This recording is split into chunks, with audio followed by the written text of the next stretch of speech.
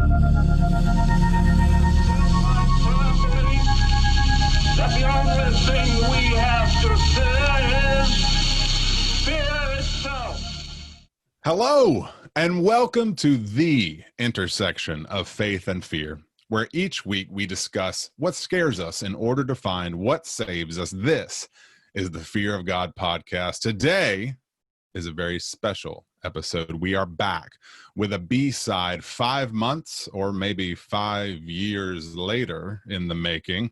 I am one of your hosts, Nathan Rouse, and typically with me is fellow co-host Reed Lackey, but he was here a minute ago, guys, but rather giddily mentioned needing to go on a time heist. I hope he comes back the same age he left us. That said, we do have a guest today, a frequent foggy friend. Yes, folks, I just like alliteration. He is still my Bucky Barnes, last heard on the Fog chatting up Dark City, but his leftover smack talk finds him today relegated to solemnly watching old man me hand the shield off to someone else. Ladies and gentlemen, I may in fact be America's ass, but this is Ian Olson. Ian, welcome, my friend. Welcome. Welcome back to the show. Thank you. Yes. Ian, part of the journey may be the end, but we are just getting started. So allow me briefly to welcome the listeners to this finale in our In the Morning series, a run of episodes on learning how to lose. It began this past spring with yourself present on a conversation about the preceding film in the Avengers franchise, that of Infinity War. This series was born out of a desire to meditate on loss as we have been navigating life inside of a pandemic. If you are tuning in purely for the MCU of it all and have an interest in hearing more of what we're talking about on In the Morning, visit the website, our website, fearofgodpodcast.com. And at the blog page, type In the Morning, M-O-U-R, in the search field, and you'll find all the associated episodes. But I am getting ahead of myself because here at the Fear of God, we explore.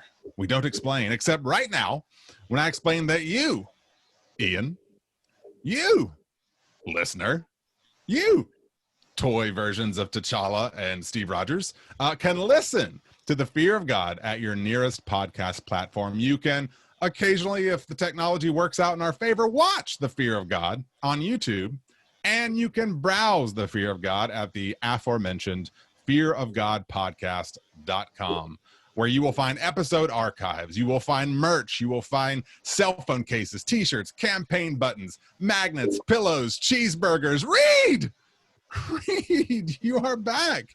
And look at that. Look at that shirt. Hi. That's a handsome fellow wearing a good looking shirt. I'm so excited. Are the Fantastic Four on there? They are not represented. Oh, okay. They are not represented. I'm not on that one, huh? No, not there, not there. Although my name is Reed, which is the same as Mr. Fantastic. So, I like to say that Mr. Fantastic is here with us as well. That makes me happy. So, but where's the thing? I just want, you know what?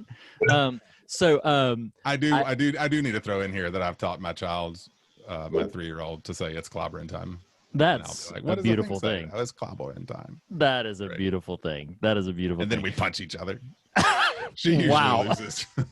It's life lesson time. That's right. That's right. Get tougher. That's the point.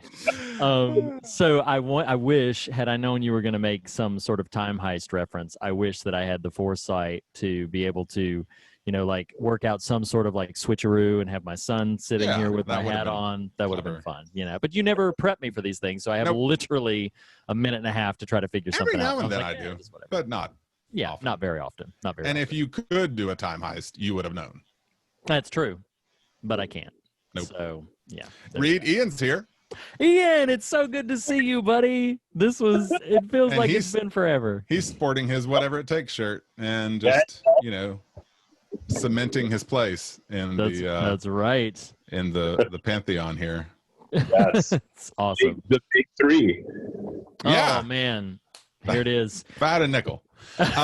So we are today talking about Avengers Endgame, which is crazy. It's really wild. we're a little off format, so I'm trying to find our bearings here. Reed, do we want to just do what you watch? Well, we need to do some business time. We really should address that, right? Okay, just you want to do? Let's briefly do some business time. Yeah. There's two big things I know of. If you have anything else that then you can throw out.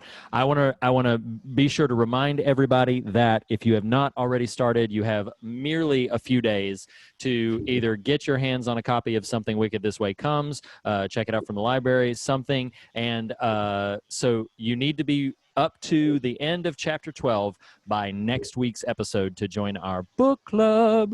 And they're a lovely brisk pace, these chapters. They are. They're just a few pages. It's like starting a new TV show and finding out it's a 30-minute long episode. You're like, oh, I'll finish the whole delightful. thing. Yes, it is. Thank you, Ray Bradbury. That's right. So that's the main thing that I knew about. Do you want to mention the other main thing, or do you want yes, I think you're referring to sound bites, but I wasn't, we did not but go right confirm. ahead. Oh, okay. Yeah, go ahead. Darn if we'd done that time heist. So sound bites, yes, we want to hear from you. Our 200th formal episode is a mere few weeks away, like 3 or 4, if that. It's crazy. And we want to hear from you guys. Ian, you're here. We want to hear from you. Just, FYI, we haven't yet. So, you're on the hook now. You're in the end game now. So what we want is you guys to do a little voice memo recording, 30, 45 seconds, kind of try to keep it under a minute. What do you like about the podcast? What do you love about the podcast? What's a series you've loved? What's something that's been meaningful? What's a joke, a running gag that you hate? Just kidding. We're not going to air that one. What's a running gag that you love? Some feedback that you can get on our 200th episode when we do it. It's called Sound Bites. We want to hear from you. Email that to fearofgodpodcast@gmail.com. Reed, what's the actual one you wanted to talk about? So the last one I wanted to mention, very, very brief heads up.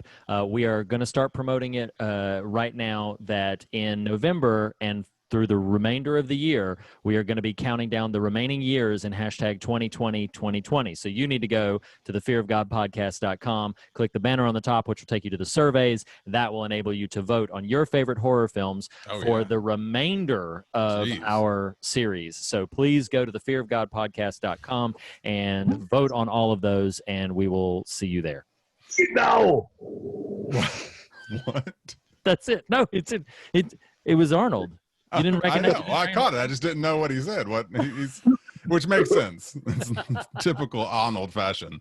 Right. Arnold, I probably could understand. But enough of this frivolity, because we have just 22 movies worth of conversation to cram into what will hopefully be under 2-hour conversation. I'm not hoping for that, honestly. Go on and on.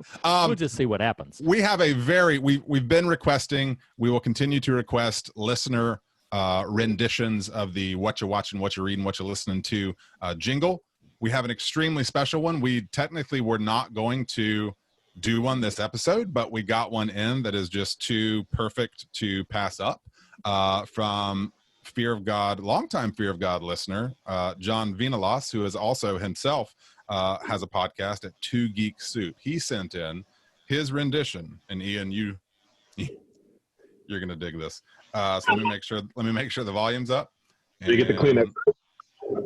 You might, listeners. Here we are, John Vinalas doing his rendition of What You're Watching, Reading, Listening to. What are you? What are you? What are you? What are you? What are you? What are you? What are you? What are you? What are you? What are you? What are you? What are you? What are you? What are you? What are you watching and reading? This is amazing. What are you? What are you listening? Unbelievable. What are you watching and reading? What are you listening? Not done yet. What are you listening to? What are you watching? What are you listening to?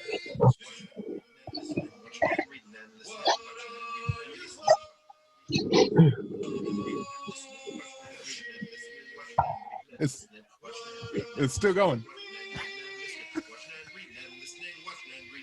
Watching and reading and listening, watching and reading and listening. What are you listening? Watching and reading and listening, watching and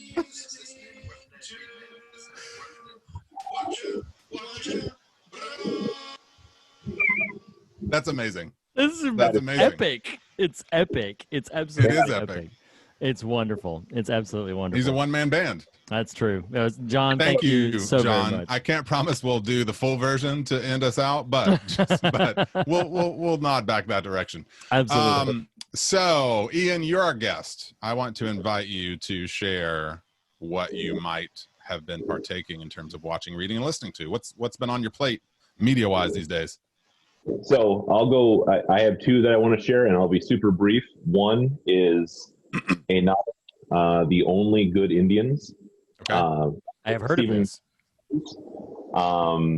Blake recommended, our friend Blake recommended that one. Stephen Graham Jones is a native author. And it's horror, weird, eerie stuff, but it's some of the creepiest parts of this novel to me so far are the depictions of being native. It just feels like I'm talking to family back on the res. The fears, the mindset, the remember, don't do this. It just all feels very true to life, and that definitely adds to the impact. So that's some fiction that I'm reading, and then also reading a book called Jesus and the Forces of Death by Matthew Thiessen. It's a pretty new book, and it's about ritual impurity in the Gospels, and I'm really enjoying it because death and darkness and fighting those powers is my wheelhouse, and it's Lego about Batman. Yeah, that's right. Yes, friends or family that you use. But it's about kind of there's a misconception that Jesus arrives on the scene and is like, ritual impurity is stupid, so let's just get rid of that. There's liberal and conservative versions of that, but in reality, what's being depicted in the Gospels is that no one has been adequate to the task of tackling the forces of impurity and death until God arrives in the flesh to defeat those forces that encroach upon holiness and human reflection of God in the flesh. So he's the defeater of the forces of death. So it's good stuff. Awesome. I appreciate you went deep fast. I can't promise I'll be able to meet you there. But well, I'm gonna go next. So, not that long ago, I want to say it was probably it was a few months ago at least. There was it was after the pandemic had kind of begun, and it was in fact after our Infinity War conversation. There was one day where my wife walked in, and she had just collected the mail, and so when she walked in, she was holding something in her hands, and she said, "Did you get a package?" And I said, "Well, I didn't order anything." And then she said, "Well, it's from on your left." And my heart did just completely you should have seen. I wish that she had known what it was, so that she could have captured my facial reaction when I saw that, or when I heard that, because yes, it was stupendous. And the book that I had was it was a complete surprise from Mr. Ian Olson, which I have now, I read it, actually finished it a while ago, but I've been waiting for this moment to share it. Was going to reference it maybe as part of the conversation, but then John Vinolas sent us a Watch and Read and Listenin to, and so it's called Becoming Friends. It's by Professor Paul J. Waddell. I guess it's Waddell, probably. Waddell. It's called Becoming Friends, Worship, Justice, and the Practice of Christian Friendship. A phenomenally readable, beautiful little book about the importance of community, the importance, sometimes the hindrances of community, gathering together in community, being friends with God, being friends with each other, the importance of community, and amidst every phase and station of life, particularly walking through a practice of faith. in a whole way. And it was a lovely book, Ian, and I'm so delighted that you shared it. I'm delighted that for the rest of my life I'll be able to share the story about how it came into my world. And so I had to share that. As I mentioned, I actually finished it some time ago, but specifically held back from saying anything about it because I wanted to reveal that on this conversation. So that's what I read. What was that? I'm so pleased.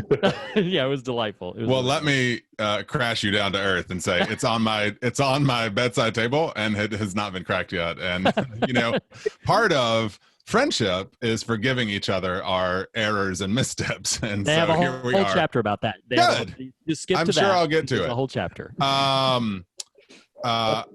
It is worth mentioning also to Reed that I am not just a verbal jerk. That is a thing, an identifier I can carry sometimes, but the name of the authors, the last name of the author is the reason I was able to so kind of pointedly be like, right. this isn't just because I love to correct people and you, although that might be the case. Yeah. But my elementary school was named Waddell, so it was inherently built in there to kind of know that. You two went like as amazing as you did. We're readers.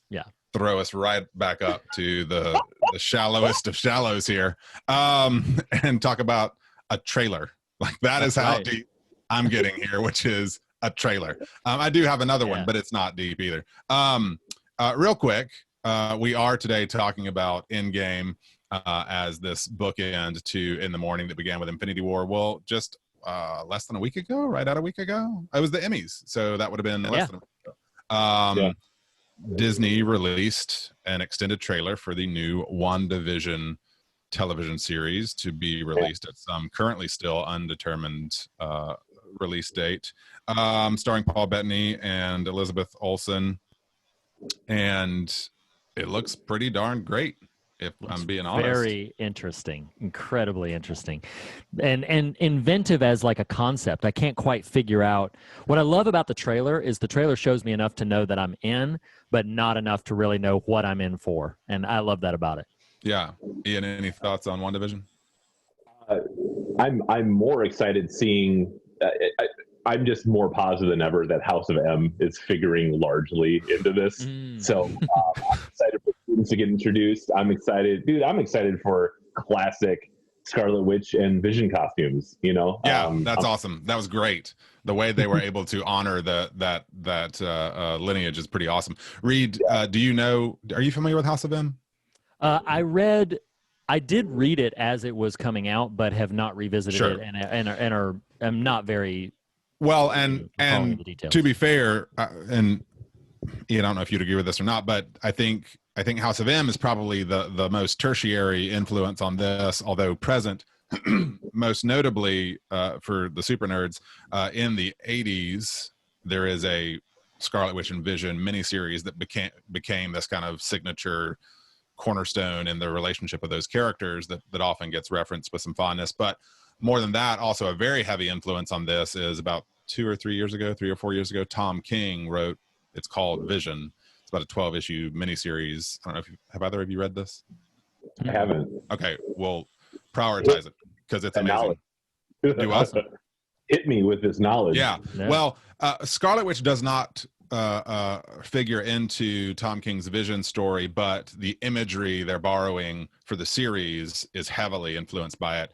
The Vision series, again, about 10 or 12 issues, is, I don't remember what the pretext for it is, but the character Vision basically sets up shop in a neighborhood and creates a wife and 2 children, other synthezoids like him.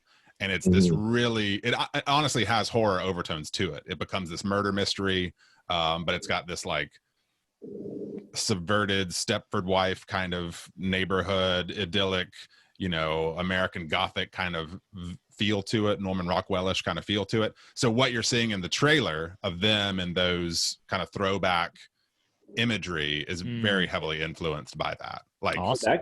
Yeah, so it's very cool. You got to check that out. The only other thing I wanted to throw out that is only worth mentioning because it's a thing that exists in the world and I saw it, is I did see Mulan, and it's not very good. But What you even it's mention? because it's worth talking about. To be fair, I think there are people who probably do really enjoy it. I found it's like I got to the end of it, I was like, there's literally all that movie is text. There is no subtext to it. There's very little depth to it.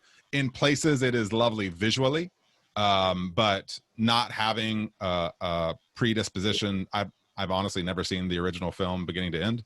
Original film's so pretty strong. Like, yeah, it holds up. Yeah, it's really nice. you might actually, based on that kind of bar lowering, watch it and find it entertaining at least. Oh, okay. It does have some decent aspects to it. I just found it very dull. Gotcha. And it's not so much a bad film. And if you do a little research into this, the politics of the making of the film are super weird. Anyway, I would not suggest it as a go make this happen. That, not doing the whole thing, has been another installment of What are you? What are you? What are you? What are you? What are you? What are you? What are you? What are you? What are you? What are you? What are you? What are you? What are you? What are you? What are you? What are you watching? That's just great. That's great. So We're wonderful. gonna fade that out because that's its signature. You get it. It's gotten. It's wonderful. It is here, boys. We are here. Yeah. It is upon us. So we have like essentially 4 small segments that we have sort of broken this general You conversation. say they're small segments.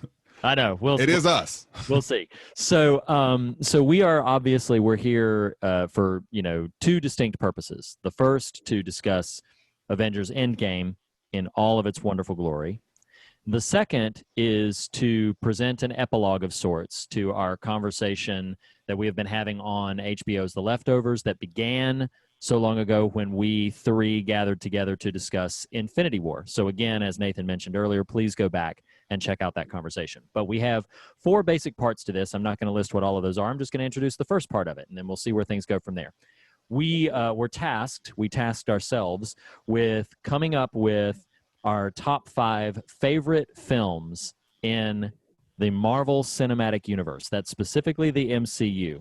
Now, last time, poor Ian had to subject himself being Nebula, and like anytime somebody had a higher ranking than and so what I'm going to propose is that at least for this segment we not do that. Just list your 5 to 1 and then say what you want to say about it. If somebody else has it later, they'll just add on to whatever was already said rather than subvert it. Just say what you want to say and then we'll make our way through it.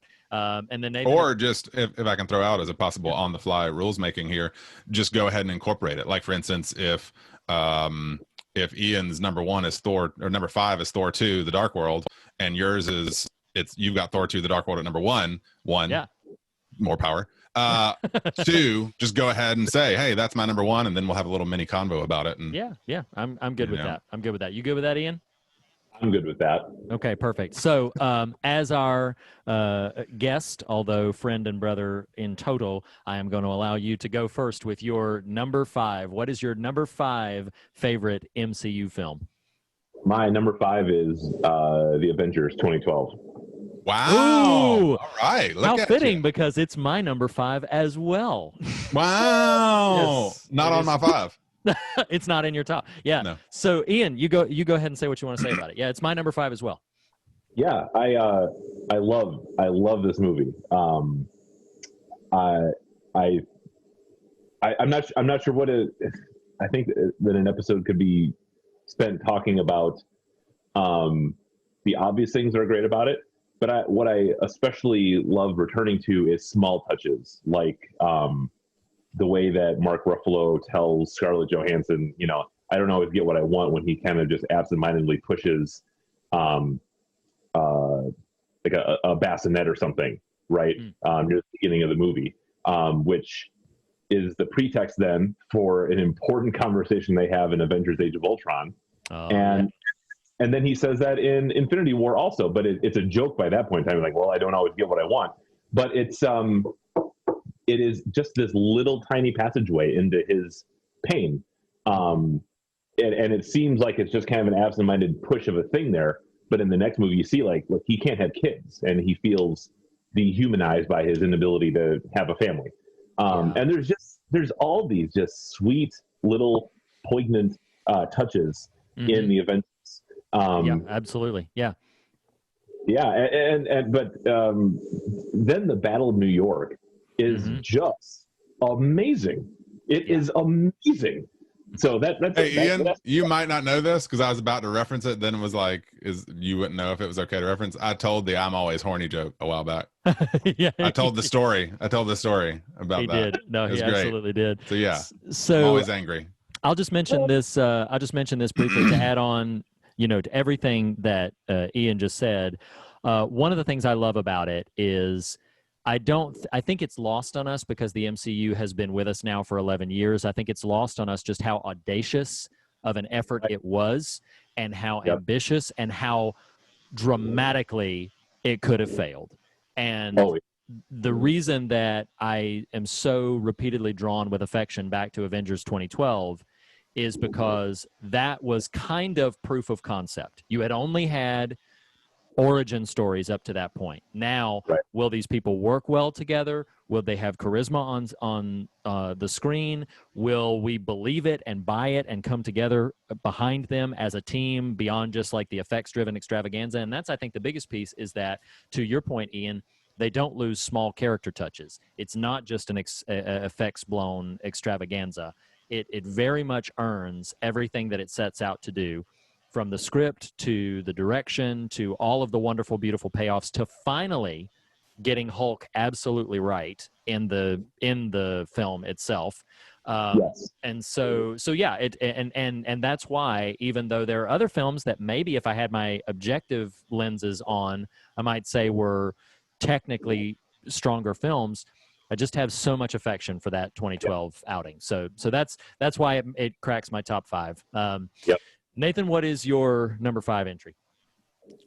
Well, clinch up, Legolas, because this will not surprise you that I'm kind of jockeying my list as we're talking. I'm only extremely confident in my number 1. The rest are all a little interchangeable, but I will say I'll just lean in. I think number 5 for me at this moment in time is by this moment of time, I mean literally, like I'm trying to figure out which one. Spit it out. I know. I'm gonna go with Black Panther as my number 5. Okay. Black Panther's on my list. As number 4. Yeah. Number 4. Okay. Yeah. Ian, is it on yours? It's not.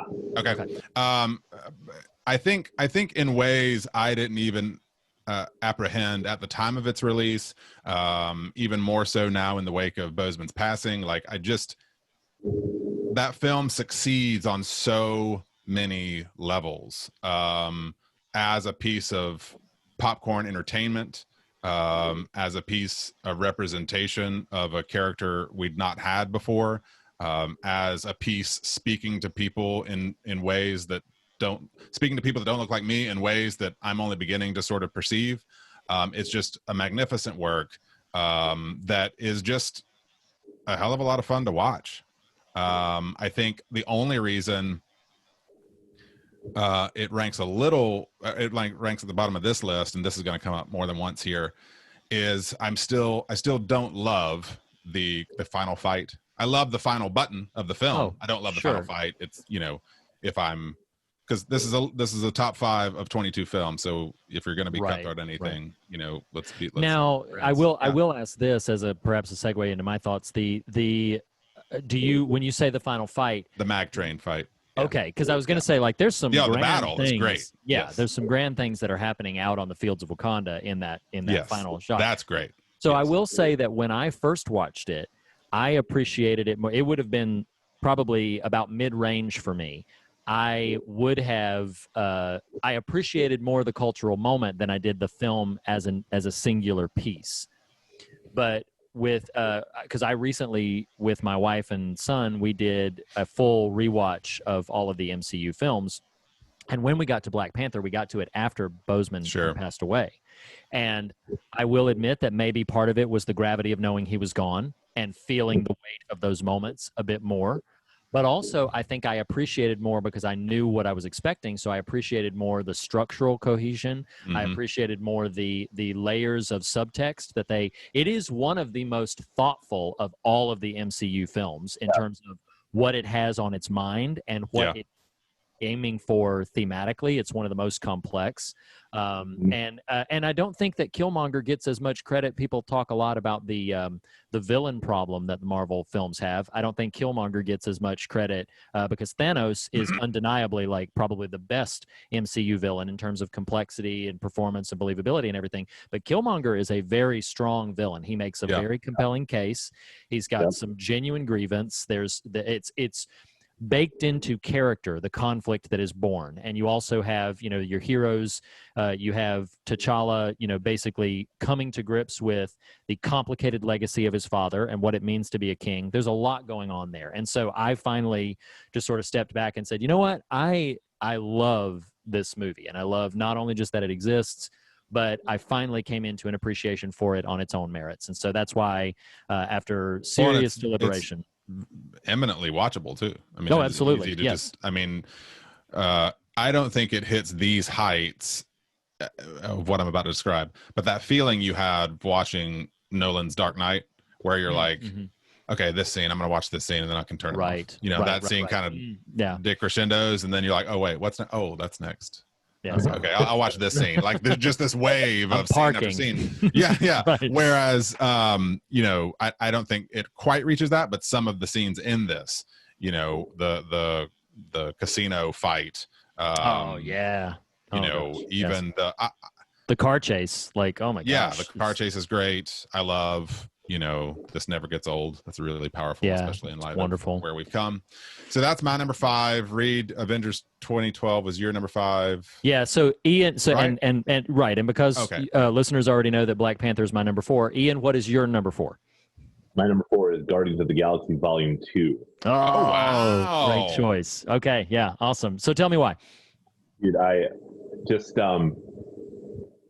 it's one of the ones that I cannot watch just like hot tears drenching my face, because it's the found family motif, yes, but it's also about like the staying together with people who are disappointments, but they stick with you. And I cannot forget, again, there's small touches like Mantis talking to Drax, and Drax is talking about his dead wife and daughter, and it's steely exterior, and Mantis just touches him and then begins weeping.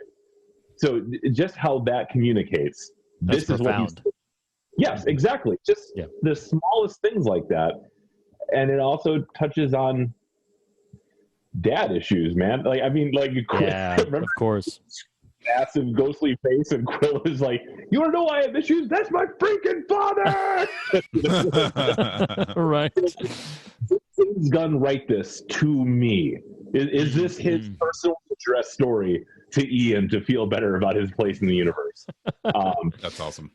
Yeah. And just like, your band of friends are your family, and the guy who taught you how to get through this messed up universe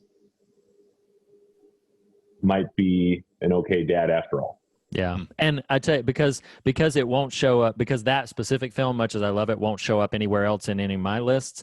I got to mention that whole I'm Mary Poppins, y'all, is one of the finest, like, one of the finest little, like, throwaway joke moments. But also, like, it is really impressive how they elevate Yondu in that final, just take a character that was almost a cool little gimmick in the first film and then really add some gravity to him. It's great. Yeah. Well, great. And I'm with you, Reed. It didn't make my 5, but what a fantastic opening sequence with our introduction to Baby Groot. I love the visual of Yondu's the ceremony, the space gorgeous. Ceremony at the end. Fireworks. It's really a gorgeous scene. Yeah. So your number 4 was Guardians 2. Is that right? Yep. Okay. So what's your number 4, Nathan? I'm gonna go Winter Soldier, my number 4. This was very difficult. Almost cracked my top 5, but but didn't. Is it on yours, Ian? No. Okay. Now you're making me question my life choices, but I wanted a Cap film, and this one feels the most airtight. It has an element that will come back up in a later sequence later list we discuss. And Reed made the unfortunate choice a number of years ago to sully a little bit of my affection for Civil War. So I've had a hard time dealing with that over time, and maybe we'll unpack that. But I do love Civil War, but I just think Winter Soldier, just as a whole piece, is just a wildly good time at the movies. Lots of fun, high action, great stakes. I still what is fun is a lot of my recent memory of these films is watching them with my kids, and I still remember watching this at home, and their ignorance to the identity of the Winter Soldier was really fun. Oh, that's awesome. And the scene when the mask comes off, but before it's revealed, I remember them saying out loud, "Who is it? Who is it?" And it was just a really great kind of experience to observe with them. Yeah, that's so fun. awesome. What was that? That was my number 4. That's number 4. So Ian, now your number 3, sir. My number 3 is, I'm sorry, what was your 4, Reed? I'm Black Panther. I was Black Panther. Yeah. Yes. Okay, yours. My number 3 is Avengers: Age of Ultron. Hey, wow. Very cool. Wow. Haters be gone. Like, I love Age of Ultron. It's not perfect, but the ways that it tries to do something more than I just caught your name, your Zoom name, Ian. That just now registered. Who's Ian? Yeah. right. Age of Ultron, I love that it goes into delusions of godhood, of crusaders becoming tyrants, of the existential weirdness of having posterity, like either literally having kids or just having successors, and it has the team, like, as the team. It's like they have been fighting for a year together, and I just it's got one of the best action shots in the whole MCU in that opening. Sokovia, is that Sokovia? Wherever that is, they're fighting. Sokovia is at the end. They're in I believe in Russia in the very beginning of it.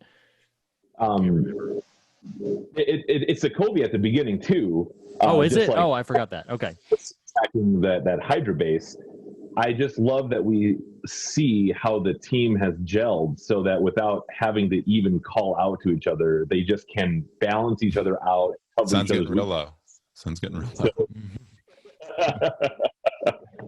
I love it, man. And we get Quicksilver for one glorious moment. We do. One film. Yeah, no, it's true. It's true. Well, it is worth mentioning here. Reed's going to regret the fact that we've got multiple lists to get to and our inability to stop talking. But that's quite already true. I know.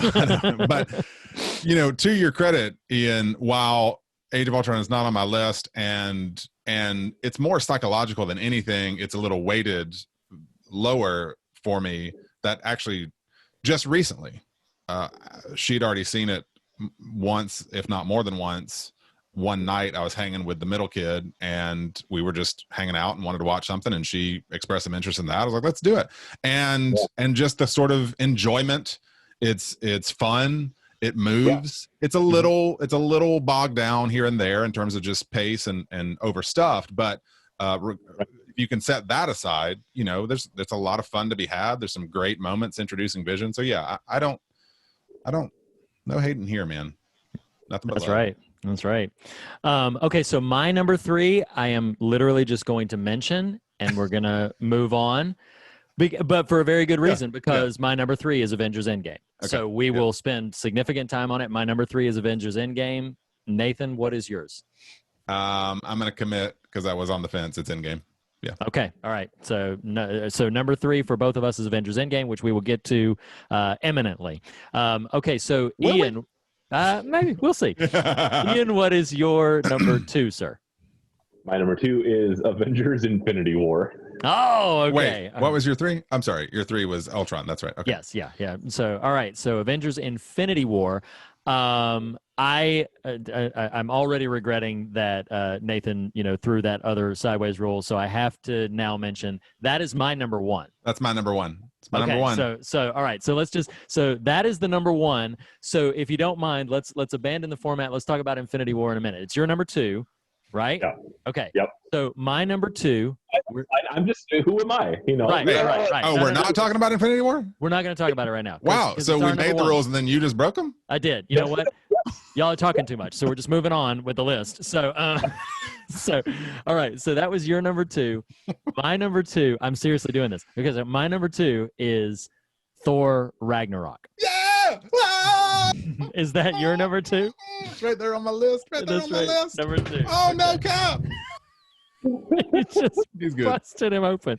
Okay. So that I okay. love this moment. All right. So here's what we have. You and I need to discuss Thor Ragnarok. We all collectively need to discuss Avengers Infinity War. Let's just go ahead and rip the Band-Aid off. Ian, what is your number 1? I have to believe that It's all Endgame. things considered, it is It's Endgame. Endgame? It is Endgame. Yeah. All right. So now we are all met. Let's have a couple of moments to talk about Ragnarok and Infinity War. Let's do Ragnarok first, then we'll come to Infinity War and let Ian go first on that conversation. So the reason that Ragnarok hits second for me is I think that obviously, tonally speaking, it's a dramatic departure from the remainder of the MCU. MCU films had all been funny to a degree. Cap films are typically a little bit weightier. Thor films, and particularly Guardians of the Galaxy, are a little bit more comical. But Thor Ragnarok is the first, if not only, Marvel movie that I would say is primarily a comedy. It is comedy first above all the rest of its components. But I also genuinely love that even though it is so funny, it does some really interesting things with the character of Thor and with the legacy of Asgard. And so yes, that's You are right. Can I jump in? Or are yeah, you, please. No, okay. no. What pinged for me just then when you said it's comedy first, I'm not going to disagree with you because it is insanely funny. I was rewatching clips of it before tonight and just smiling, and I needed it. But especially as I've grown in my appreciation and intake of Taika's stuff, it is comedy first. But one of the things that registers pretty strongly too is there's pretty great pathos and character dynamics woven very out in the open. I mean, the Thor Loki stuff, the Valkyrie stuff, the death of Odin. Like what? Yeah, the death of Odin. For me, kind of the hits here is, Kate Blanchett eats all the scenery. Like she is just living her best life in that weird ass helmet. And, I love it. The comedy is unbelievable because there's really is. There is a good comedy as a piece of media, right? And then there's what they pull off in Thor Ragnarok. And it's hysterical. I mean, from that opening scene of him in the cage, spinning around, telling the story to the skeleton, on to the very end. And more than that, yes, it's comedy first. Yes, it's character dynamics. Dude, it's got an amazing climax. The Rainbow Bridge sort of showdown is crazy good. And on top of that, it's really beautiful to look at. The Valkyrie imagery, very colorful. Telling her story. I mean, that's powerful. Yeah, absolutely. I really kind of toyed with, do I really want Ragnarok all the way up? But I say go for it. Yeah. You know what's funny is, without conferring, because we didn't reflect on each other's list. No, our top 3 is identical. Yours and mine. Our top 3 is. But Ian, did we? No, we're not. Yeah, it is. Oh yeah, because I said Endgame was 3. Yeah, right? 3 is Endgame, 2 is Ragnarok, 1 is Infinity War. But as we pivot over to Infinity War, Ian, I won't even throw Nathan in with that. I very rudely subjugated you. Yeah, I smashed Mjolnir from you, and I ripped your eye out and everything. So I stole your. People are no stranger to subjugation. It's just another. I knew when he said that word. I was like, that was the wrong move, Reed. Oh no. Okay, so zoom off. but I literally stole your thunder with Thor Ragnarok. Wow. So Ian, go to Captain Sparkles. Go to Infinity War and tell us your thoughts on why it is your number 2. It's my number 2 because it is the team disassembled. It is a team fractured, and now the moment of crisis comes. And it's them at their weakest. It's them at um, they are fragmented, and I don't know. Something has to be done, so we don't even see like the big team up. We just see like pockets here and there, and it's just that the consequences of what came previously are still in action, and the threats and the crises of this cosmos don't wait for us to get our act together. They show up at exactly these moments, and it just gives us some really great other nuances and aspects to these characters that we love, as they are in a way drifting away even from their selves because they are not together. And I love it's saddening, but I also just love seeing them trying to work through that. Absolutely. And of course, for myself, and I'm sure Nathan will chime in a moment, that when I wrestled with it, and I was like, I think this is the number one, because I think it's the boldest, it's the best culmination of everything that a Marvel movie has to offer us in terms of teams pairing up together, tremendous emotional gravity, and although I had to follow certain rules for a later list, if I'm being completely transparent, my favorite moment in the entire MCU canon is Thor's arrival at Wakanda. That is my favorite. I have sat with this and I was like, you know what? That is it. That's the moment that always gets me. Of anything, of anywhere, that's Thor's arrival in Wakanda just thrills me to no end. And so that is. I am Groot. I am Steve Rogers. So pound for pound, I had to go for it. My number one is actually Avengers: Infinity War. So Nathan, what about? Yeah, I think I'm with you. I kind of wrestled back and forth on this one. It honestly was it was the easiest placement on my list of the ones that I had narrowed down, and part of it I think is just, with no real knock against Endgame in this statement, I think Infinity War I can watch beginning to end over and over, and it rarely have a dull spot. It is just despite its runtime, it is watchable beginning to end. There's so much happening in it that's fascinating and great and compelling and moving, and it is a tragedy, and kind of like you, Ian, my predisposition towards the melancholy, it definitely achieves that in spades. And part of it was just knowing, as I just listened to our Infinity War conversation yesterday, but knowing where the story of the text went and wondering, how are you going to do this? It's still surprised. And that's a really impressive feat to pull off from a structure standpoint. Yeah. So that's my number one. All right. So our 5 favorite MCU films are in the books. Nathan, do you want to introduce this next little segment? I do. So our task was top 5 films. Our next task, this is impossible. I hate making lists. I know you love it, Reed, and I don't know about you, Ian. I hate making lists. Part of it's a commitment problem, I guess. But our next one was top scenes from the MCU, ignoring, as Reed just alluded to, Infinity War and Endgame, mainly because we're about to talk about Endgame, and we already previously talked about favorite scenes from Infinity War. I want to at least outline, we can go in whatever order we want. I'll lead with Ian since he's our guest, but I want to outline for me, because I'm a weirdo, it was impossible. I was like, there's no way I can just make a list of 3. So I came up with criteria for myself to be able to narrow it down, and that was I went with action, drama, and comedy. So those I genreified my list to be able to come up with a really nice approach. I tried to give myself some criteria that was not so clearly defined, but it helped me to sort of get at what I would consider. Well, I've got runners up for each too, so no, we're not going to get it all. No. I'll name them. I won't talk for 5 minutes about them. Ian, name one of your favorite scenes from the MCU of your list. Preferably your number 3 on your list. Oh, we got number 3 sequencing them. Well, I will. And my criteria were, out of just the myriads of moments, I went with three moments that I will like play back, especially with my kids, to kind of like get us pumped for something, whether it's just like the task of living each day, or just renewing, like, okay, we are doing this, or just like so I can queue it up on YouTube and play it and like, all right, break, let's go.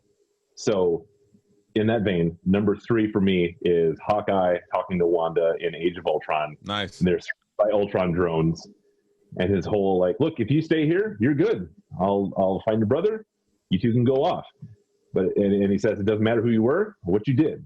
If you walk out that door, you are the future. And like the hairs are rising like right now. I cannot communicate how much that scene means to me. They were fighting them at the beginning and in the middle of the movie. But that's what Hawkeye does. He's the guy who extends forgiveness and reconciliation and says, no, you're with us.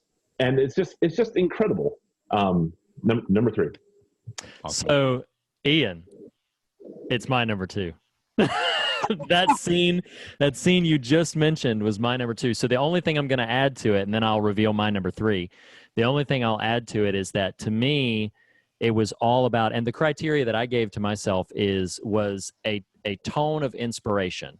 And so it basically was like, I have to be inspired by this moment. So that doesn't mean, it can thrill me, it can do whatever, but it has to be something that I think about that inspires me on this sort of almost existential level. And that's what I love about that. You didn't specifically reference it, but I love the beginning of his speech to them where she's like, this doesn't make sense. And he said, the city is flying and we're fighting an army of robots and I have a bow and arrow. Nothing makes sense. and I love so much because, and I do love what Age of Ultron does to sort of expand the world of Hawkeye and Black Widow specifically. But I think they do they really do Hawkeye right. Like you know him by the end of that film, and he's the only one of the Avengers. Well, Black Widow hasn't, but will have one. He's the only one thus far who doesn't have like a solo. Yeah, we hope so. But he and Black Widow didn't have like a solo introduction, and his only introduction before the Avengers got underway was a literal single moment in the first Thor movie. And then we meet him when he's corrupted in the beginning of Avengers. So what I thought was so wise about Age of Ultron is really, fleshing out his character. And that moment with Wanda, and then I don't know if you specifically mentioned this, but like when after that pep talk, and then he leaves and moves on. So when she comes out of that building and just starts wreaking havoc, like it is power. It's so wonderful. Yeah. So that was my number 2. So I'll mention my number 3 real quick because it is akin to that. It's this whole like coming into one's own, and I really wrestled a lot with this. And then finally, because there were some big moments that just started like getting lower and lower down the list, and I was like, this is brutal, this is painful. But finally I landed on number 3, a moment that to my stunning surprise made me tear up when I rewatched the movie. And that is when Star-Lord grabs the Power Stone and he's beginning to disintegrate, and then piece by piece, that's great, Guardians lay hand on him, and together they hold it and stabilize it. And to me, that spoke so much about like the power of, like togetherness and community. And it was, and I was as stunned as anybody to rewatch that moment that I knew was coming and to tear up in the rewatching of it, because I found it so wonderful that these rogues and criminals were coming together and could hold infinity in their hands with, as long as they were holding on to each other. And that was powerful. That'll preach, brother. That'll preach. It was just wonderful. So I was like, it has to make my top 3. And so, so that was my 3. Hawkeye's speech is my number 2. Nathan, what is your number 3?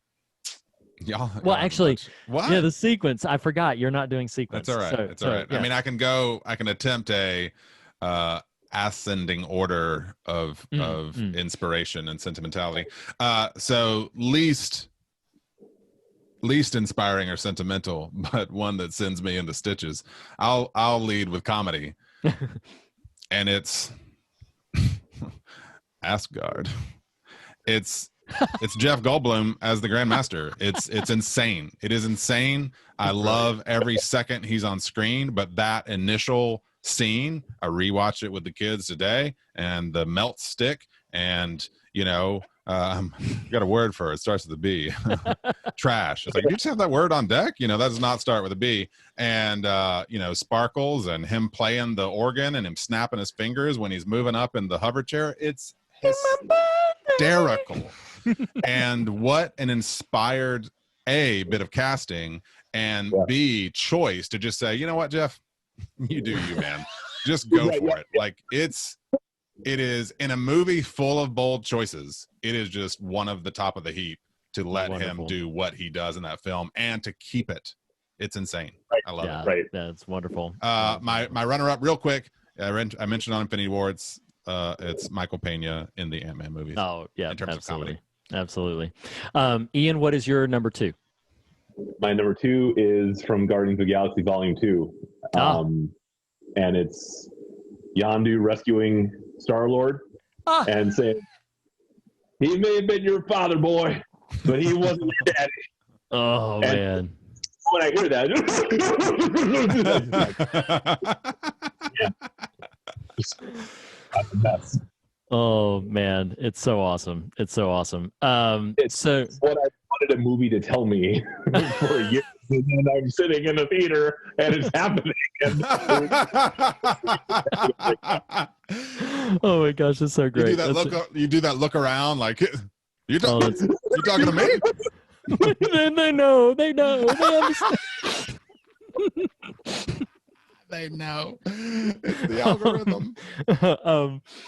Okay, so I already mentioned what I listed as number 2 is what Ian and I already talked about with Hawkeye's pep talk to Scarlet Witch. So Nathan, what is your number 2, or either action or drama? Whatever. Yeah, it's action, brother. It's action. It's all right. action. All right. Like, before we get started, does anyone want to get out? I want you to know, Cap, this isn't personal. It kind of feels personal. Oh, and that great final overhead shot of him stomping that magnetic shield up on his arm. I love it. Love it. I love it. I even waited against I had as a possible for my action here. This is how intense I got on this. It was going to be Cap. I put the fight with Batroc in the running. I don't know if you know who Batroc Zalipa is, but he's a joke villain in 60 years of publishing, and they made him a badass, and that fight on the boat is so awesome.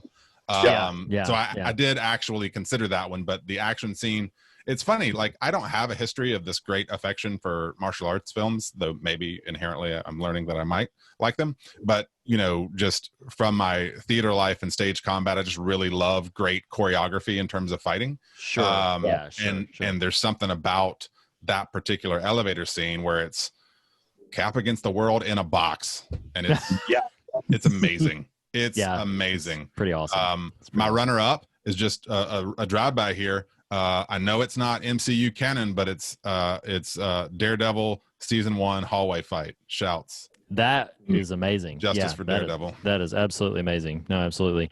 Okay, so Ian, we come now. What is your number 1, at least in this iteration at this point in time, your number 1 favorite MCU scene or moment? Don't take my number 1 MCU moment is the original 6 in the Battle of New York in the circle. Oh, wow. Looking up at thousands of howling Chitauri and just steely staring back. And the theme plays, like the whole theme plays for the first time. It's after I'm always angry, punch all of Leviathan and stop it dead in its tracks. And it's then awesome. Circle and just look at thousands of battle-hardened alien warriors and effectively say with their eyes, "We're going to kill you all." And it's so awesome. That is that leads into that great shot of the tracking all around the station. Shot, there is not a single part of the Battle of New York that I cannot rewatch. I sometimes just cue that part up because it's so excellent. The interplay, the tracking shot, that lovely scene where they're like, "Should we do this? I guess so." Saying this took longer than it took us to think this at the same time. Right. Like repulsor blast and Cap is like all reflected onto the Chitauri. Yeah. Like, and then Iron Man's like, all right, man, peace. I'm gonna go help out Hawkeye. You know, Yeah. that kid's Well, and in the midst of that is the slow-mo shot of Cap and Thor fighting. Yep. Together. Yep. Yeah, it's awesome. No, it's That's awesome. great. That's a laudable number one. That works. Absolutely. Okay, so my number one, as I had mentioned, you said a bunch of like, well, I don't know. Like when you sit there and do, so you go first. You No, do I want number to hear one. yours. No. Okay. All right. So, Last word. I'm going to, I'm going to give a shout out and pour a cold one that my true number one would be Thor arriving in Wakanda. But at this, as I was considering this number one, I really wanted some representation, and he actually hasn't been mentioned yet definitively on this. I wanted some old RDJ representation, and I considered the civilian rescue in Iron Man 3, which is just a glorious action sequence. I considered, honestly, as grave and devastating in the moment as it is, I considered he's my friend, and Tony looking back at him and said, so was I. I considered that. But my number one is the press conference heard around the world, the one that started it all, the ad lib that changed the course of cinema history. Wow. Because it was an ad lib moment, and he puts the card down and says, I am Iron Man. And the reason that is so, like, the reason that I list that as like an inspiring moment is because to me, it kicks it all down in terms of like, we're here, like, so much of what I've been, scratching at with my little list of just like the Guardians holding it together. They hold it together. Hawkeye saying, you step out that door, you're an Avenger. Like it's all about like, be who you are. I didn't mention it, but Black Panther getting shouted at, like, show him who you are. It's all about that. Great. And I love, RDJ just straight up, shouting it down like, you know what? I am Iron Man. And I just, and it'll have the call out that we'll get to later in the episode. But yeah, that's my number one. Press conference that started it all. All right, Nathan. I of my list, I will put it at my number one. It gives me all the feels. So in my drama category, I went back and forth on a couple of these, and ultimately landed at I have not named this franchise yet, but both of you have in varying degrees. It's when Rocket says, "Why are you doing this?" We are Groot. It's amazing. It's amazing. Wonderful. It's such a powerful signal, as the best of the MCU does have to offer in this regard, of knowing who your characters are. It's such a powerful subversion or rather development of the monster, right? I mean, for lack of a better word, Groot is our monster.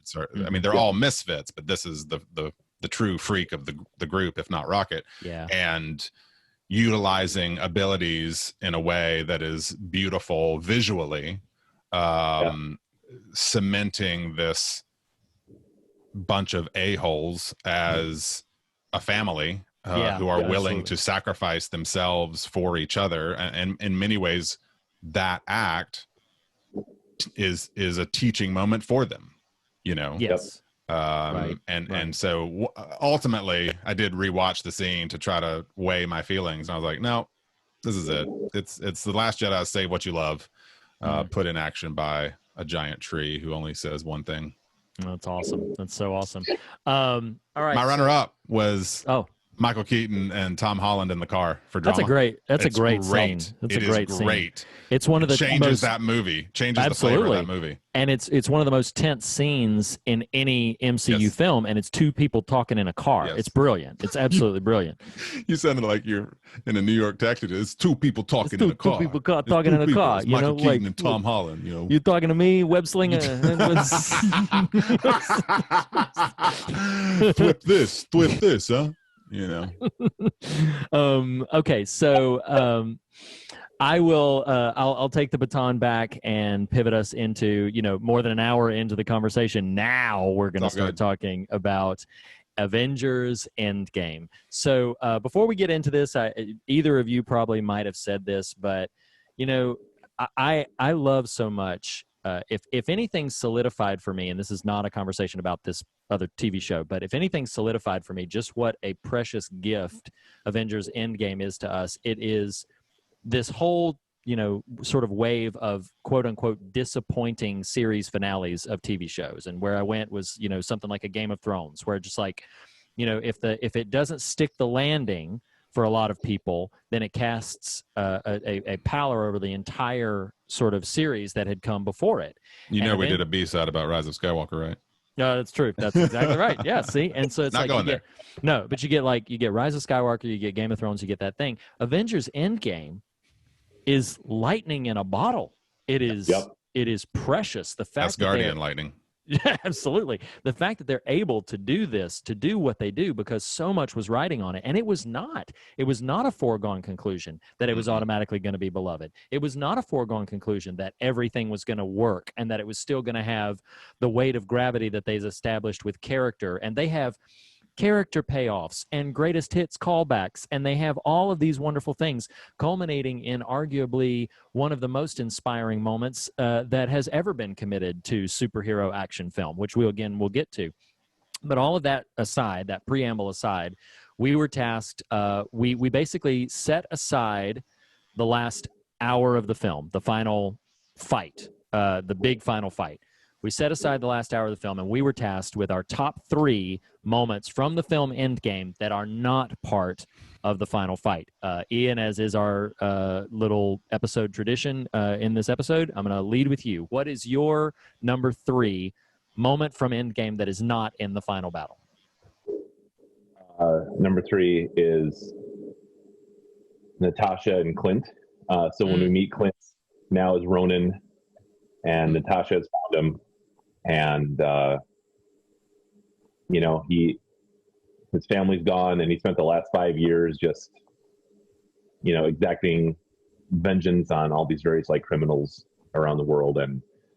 And he says, don't give me hope. And she says, I'm sorry, I'll give it to you sooner. And, it's just like, I'm undone with Hawkeye from the opening scene. Oh my God. It's just devastating. And just to see where he's at, it is, and again, you have to have Age of Ultron. Hawkeye is the person who can bring the team back together after the absolute demoralizing that Ultron's rebellion is. Hawkeye, the family man, can show this found family, okay, look, this is what we need to get back together. And when Hawkeye loses that, and just goes off the deep end in his despair, it just wrecks me to watch, and to see Natasha search him out to the ends of the earth to bring him back. It's like I can't handle it. Yeah, it's wonderful. It's absolutely wonderful. If I can comment on that, it'd be fun. We don't have to, but it'd be fun to just talk about our experiences initially watching the film. But when I saw this, and Reed, you are utterly and absolutely right. We did not know how bad this could have gone until others show us. And more than that, how wild a world we currently live in that we were able to even get this. Yes, absolutely. Yeah. Much less the actual mechanics of the film being what it is. But the night we went to see this, that opening shot happens. And what they're showing you. Yeah. And it was a punch in the gut, but y'all, the screening room I was in, the family goes and the screen goes blank. They had a malfunction. They reboot the movie, and we had to watch it again right then. And I was like, oh my God, I'm already so undone by this. Don't make me do it again. Oh, wow. Yeah. Oh my gosh. That's great. Yeah. So, I will mention my number 3. I will mention in passing, and somebody can slap me and stop me. But I thought when you were mentioning Hawkeye and Natasha that you were going to be talking about the battle over the soul sacrifice, which was on my short list. It didn't make my top 3, but it was on my short list because that's a powerful sort of culmination of their character. My number 3, subtle, blink and you miss it, but Tony drives up and he steps out of the car, and then he goes around to the trunk, and he pops the trunk, and he gives Cap back the shield. That's my number 3. It is. It says so much about the journey that those two have been on, because one of the last things he said to him before it all went, he had that whole like brash sort of, shoot him down moment where he's like, I needed you, like at the very beginning. When he gets ready, he's like, I needed you and whatever. But Tony giving Cap that shield is one of the biggest I forgive you. They literally could have written in subtitles, this is the moment where Tony forgives Cap. Like that was it. But it's beautiful and it's powerful, and it is all just done by Cap popping the trunk and then making, as RDJ is so good at doing, a wry joke where he says, be careful with that. I didn't bring one for everybody. It's just wonderful. And so I love that moment so much. That is my number 3. Nathan. I am sequencing these as we go, but they're all from basically the first hour. I do want to just acknowledge if we want to, we don't have to, but if we want to, I can talk about if I have any quibbles. And again, that's a strong word for this film. What I find utterly unimpeachable is this first hour. And I think in a way that surprised and overwhelms me, what they were able to accomplish in taking the pinnacle of pop culture and having a meditation on sorrow. Yeah. It's paced. It is not rushing. It is deliberate and powerful. It is eminently powerful. And so what then can happen, I know you're asking for a scene and I'm getting there, but I'm trying to explain why that hour of the MCU is so meaningful to me. What then is allowed to happen is these characters you've grown to love, and for those of us who've read the books have loved for so long, you're able to enter into their suffering with them. And it's really amazing and really beautiful and really powerful and really moving. So what I'm going to lead with here, knowing all of these are basically in that wheelhouse, is I wrote down let me look at this real quick. It's right. You can go with that a little bit if you want to read. Oh, I will. Yeah. Okay. Exemplified in a pair of lines, and it's Rocket, and he says, "Oh no, what did you do?" When Thor beheads Thanos. Yeah. And then that slow walk as the image fades of this narrow pool of light that surrounded it is this hut, and Thor, who has been carrying this burden, has executed a very singular task that has ramifications for everyone in that room. And then the emblazoned slow image of 5 years later hits the screen. It is moving and powerful, because in a way that I don't even totally know how to unpack what they do there in terms of character delivery, character dynamics, but it's powerful. And I remember in the theater when 5 years later paces itself out on the screen, the audience gasping. Yes, absolutely. Yep. So that's going to be my 3. All right. Gasping So in front of me went, oh my God. Yeah. Yeah. It just slams into you. Absolutely. Ian, you're number 2. My number 2 is probably a good follow-up to Nathan's number 3. It's the nano gauntlet has been constructed. But just let me say, Tony's gauntlet? What do you mean? Yeah, the quantum tunnel. The second gauntlet, Okay. like the Iron Man Yes. gauntlet. Gotcha. Yeah. I just mean is a bunch of testosterone heavy dudes arguing about who's the strongest. Okay, I saw those critiques print when Endgame came out, and it's not a big machismo display. It's about who can wield this thing and possibly not die. Right. Okay. Right. But my number 2 moment comes there when Thor, he is playing with everyone else. Let me do it. And at first she's like, look, I'm going to do it. Like, is this even a question? But then the way he says to Tony, he's pleading. His voice changes. Let me do something good. Please, let me do something right. And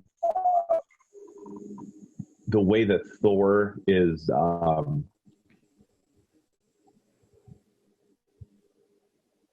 unrecognizable in this movie.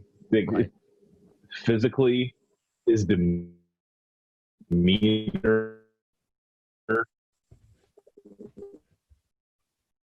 himself. It's the way I just want to do something good because he hasn't done that for like 6 years now, as far as he's concerned.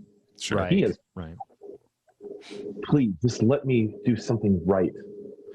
And it just stabs me right through the heart. Yeah. Well, and to Reed, do you have any Thor specific moments? I was just going to pair a little note to him. Okay, I'll leave it. You should. No. You go. Because I don't. But it's not next, on my list. I was just going to compliment what he was saying. Do it. Okay. All I was going to say is I considered on my 3 scenes here when in the hut on New Asgard, Banner confronts him and he says Thanos. And he says, oh, wow. Yeah. And I don't even remember the text, but he consoles him. And you see this eminent and utter abject fear and failure on this God's face. And that's really powerful. I mean, Hemsworth plays at levels in this that are really impressive. No, absolutely. Absolutely. So my number 2 might, as I begin to mention it, you might unilaterally just shut me up and reject it because you specifically banned me from moments from the final fight. Oh, yeah. But my number 2 is immediately following all that has come. Thor passes the mantle to Valkyrie, and my number 2 moment is then when he officially assembles the Asgardians of the Galaxy. It's amazing. And all that we've just been talking about Thor's journey, for him to land in a place where he says, it's time for me to just be who I am, you know? And I just love that then all the Guardians are sitting there like, you should use knives. Like use use knives, you know? And he's like, no, there will be no kniving. And then Chris Hemsworth, who has like, he just turns over, he's like, everybody knows who's in charge. And then and then the pause. It's so great. And so as I was like, you know what? They told me I couldn't use the final fight. This is not in the final fight. Yeah, no, you're right. You're good. You are within, and to be fair, we all agreed on not the final fight. We didn't specifically ban you. That was a mutual agreement. That's true. No, it's true. Yes, it's true. You are out of those bounds and good. Yes. So that's my number 2 moment. Can I add a note? Just a yes, please. Sure. That Hemsworth, like the chest puffery with Star-Lord is hilarious, but especially the scene where it's like we all know who's in charge, and then and it's like after the painful silence, he goes, "Me, right?" And of course. He puts his hand on Star-Lord's shoulder. Yeah, I died. It's so funny. Oh, it's great. Yeah, it's beautiful. It's wonderful. So yeah, that's my number 2. Nathan, what's your number 2? So I'm swinging us left and right on this pendulum. Okay. Okay. All right. Oh boy, I'm ready. I mean, yes, Ian. Yes, that image you just conjured, which is we're going from the funniest bit in the movie to the hardest. Especially the resonance of, we've been talking about In the Morning for 5 months, 6 months, 1,000 years. I will tell the scene by speaking the dialogue, and it's just, that's great. You did the hardest part. You took the jump you didn't know where you'd come down, and that's it. That's those little brave baby steps we got to take to try and become whole again, to try to find purpose. I went in the ice in 45 after I met the love of my life and woke up 70 years later. You got to move on. You got to move on. The world is in our hands, It's left to us, guys. We got to do something with it. Otherwise, Thanos should have killed all of us. And I just am so moved by this character in that role, because the last moment we see of him as quote unquote Captain America, primarily, and Ian, you jokingly texted this to me, is Natasha saying, "It's going to work." And he says, "It has to, because I don't know what I'm going to do if it doesn't." Right. This man of impeccable moral virtue and power, knowing this is our last gambit to undo a thing, saying, I don't exactly know what will happen to me if I don't, morphs into this man of eminent compassion and presence. Fashioned and patterned in the legacy of Sam Falcon, who himself was a counselor to veterans and trauma survivors in the military, is now giving what peace and solace he can. And then I won't get into it, but the dial turn of the next Natasha scene, where you learn and why we love Evans as Cap, and why I don't feel like it's a cheat to honor that, is this is a very complex man at this point in time.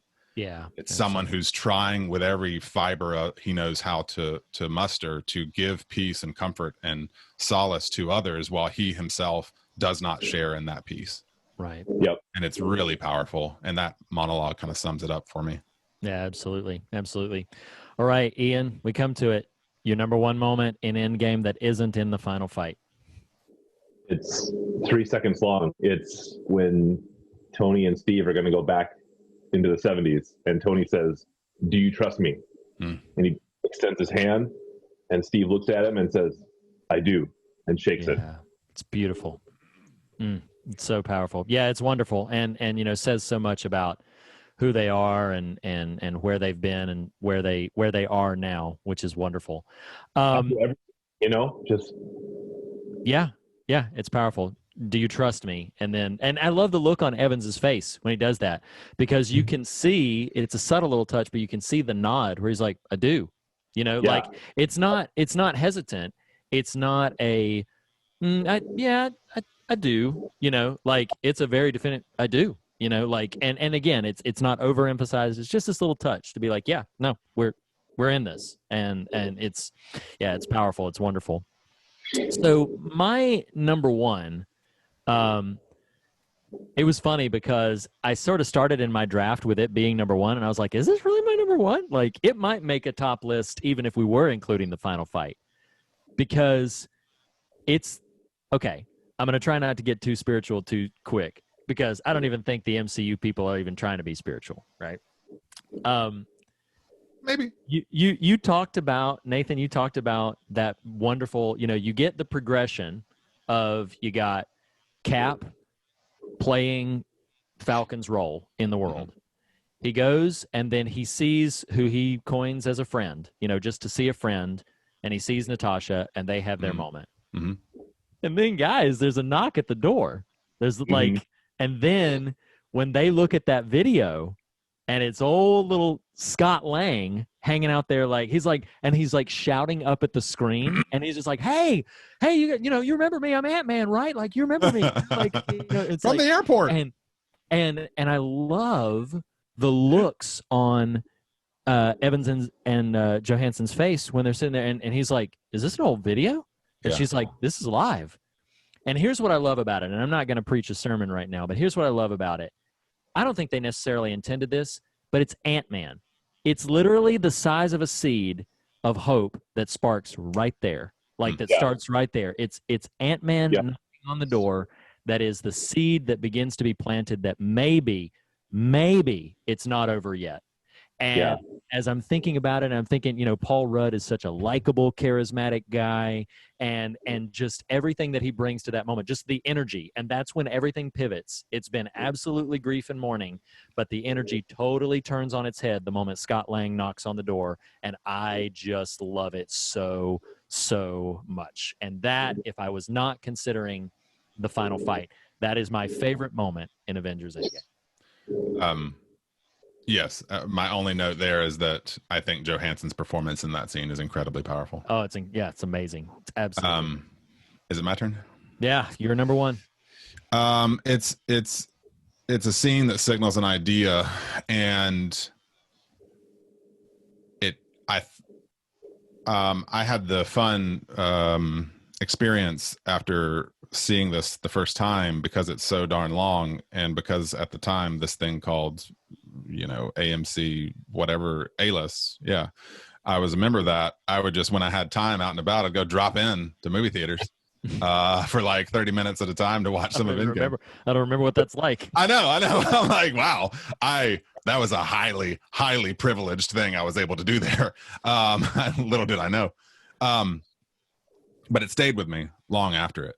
And it's a sort of sequence, but it's a pair of scenes when Tony, for lack of a better way of putting it simplistically, breaks the code. And has this just lovely performance revelation of his discovery that leads into a funny gag that introduces us to I Love You 3000. But then it's honestly, that is just context for what is my top moment, and it's his conversation with Pepper. Yeah. Yeah. And he says, I think I figured it out, time travel.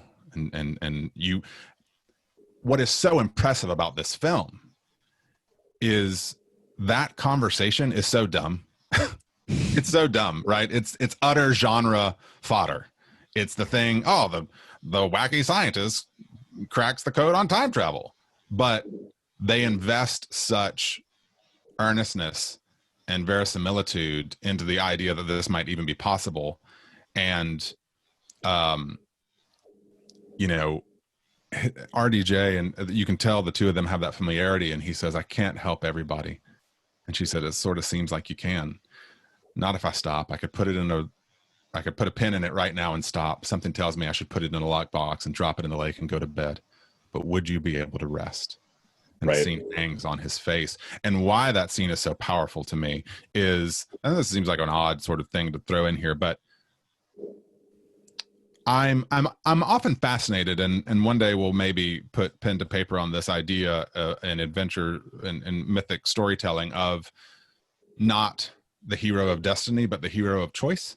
And in that moment, you see the choices presented, and we sort of hope Tony can do nothing but accept this new calling. But you watch a person wrestling with, I know how to solve the problem. The risk of doing it is enormous. I don't totally know what I'm going to do. And it's incredibly powerful to me. That's wonderful. Yeah, that's a phenomenal moment. That's a phenomenal moment. Ian wants to say something. Yeah. Oh, yeah. Yeah. Sorry. Go ahead. I know that we have a big stretch to get into. I just that scene is very important to me, so I'd like to just please, by all means. Yeah. I saw this with my wife on opening night, and that scene and what comes at the climax of the movie are so as mirrors to us, because when Pepper asks him that question, but will you be able to rest? Right.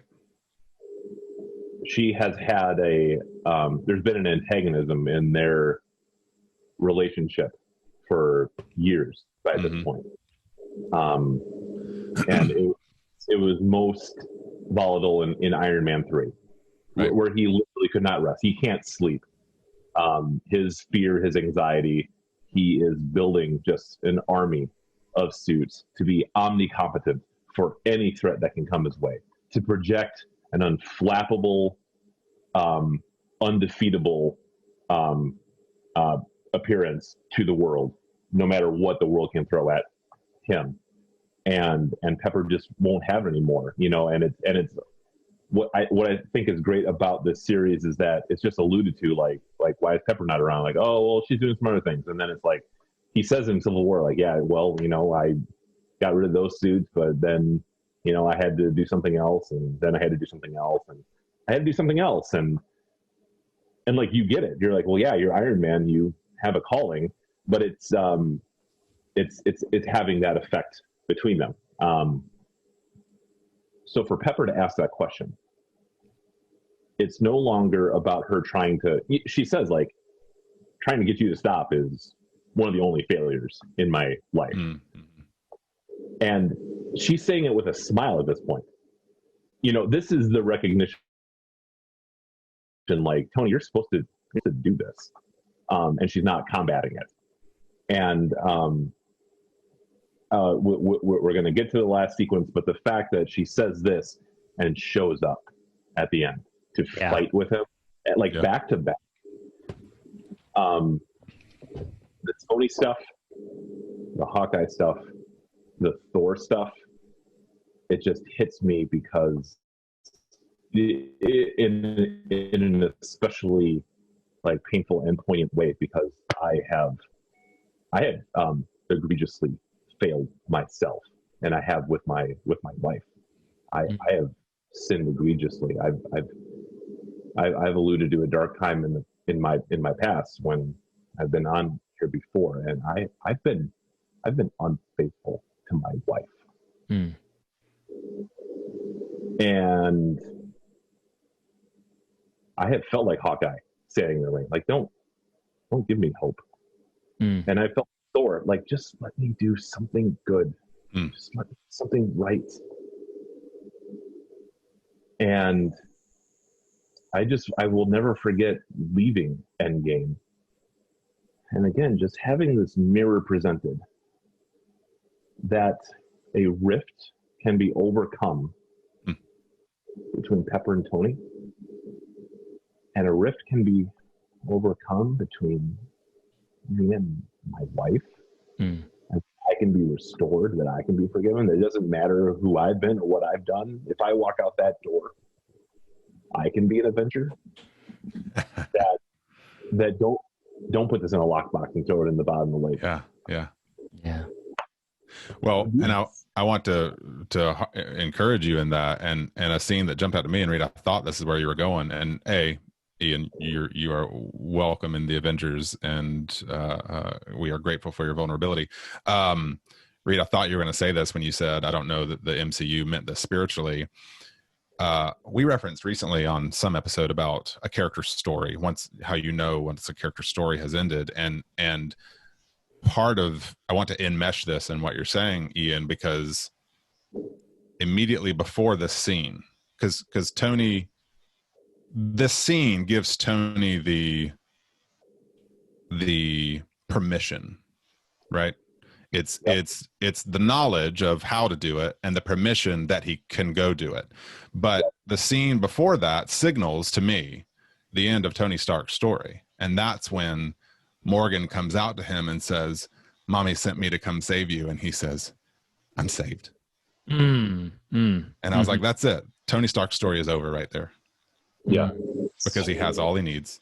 And you know, you can split hairs on some of that interpretation, but it spoke out to me in a way that it did not before. Because he has, and we're going to get to this when we get to theme 3 hours from now. But he has wholeness of identity. He has wellness of spirit. He then gains resource and then gets permission. And that's incredibly powerful. Yeah, absolutely. Thank you for offering that. Yeah, Ian, thank you so much for your honesty and vulnerability. It's we treasure it. And I think what's so amazing is we've just spent, all this time with these incredibly weighty moments.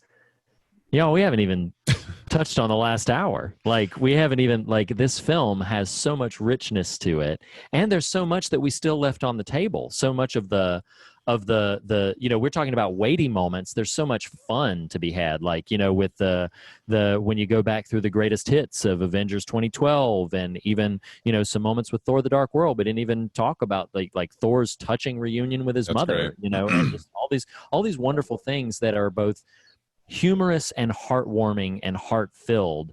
But I will say, to any or all of us, an introduction to, or an invitation to theme is extended as we now venture into all that came after Hulk devastated his arm, snapped his finger, and then Ant-Man, again, I just love the way Ant-Man is used in this film. And then Ant-Man looks out and sees the birds flying around, and just this little, like, I think it worked. Like, just this little piece.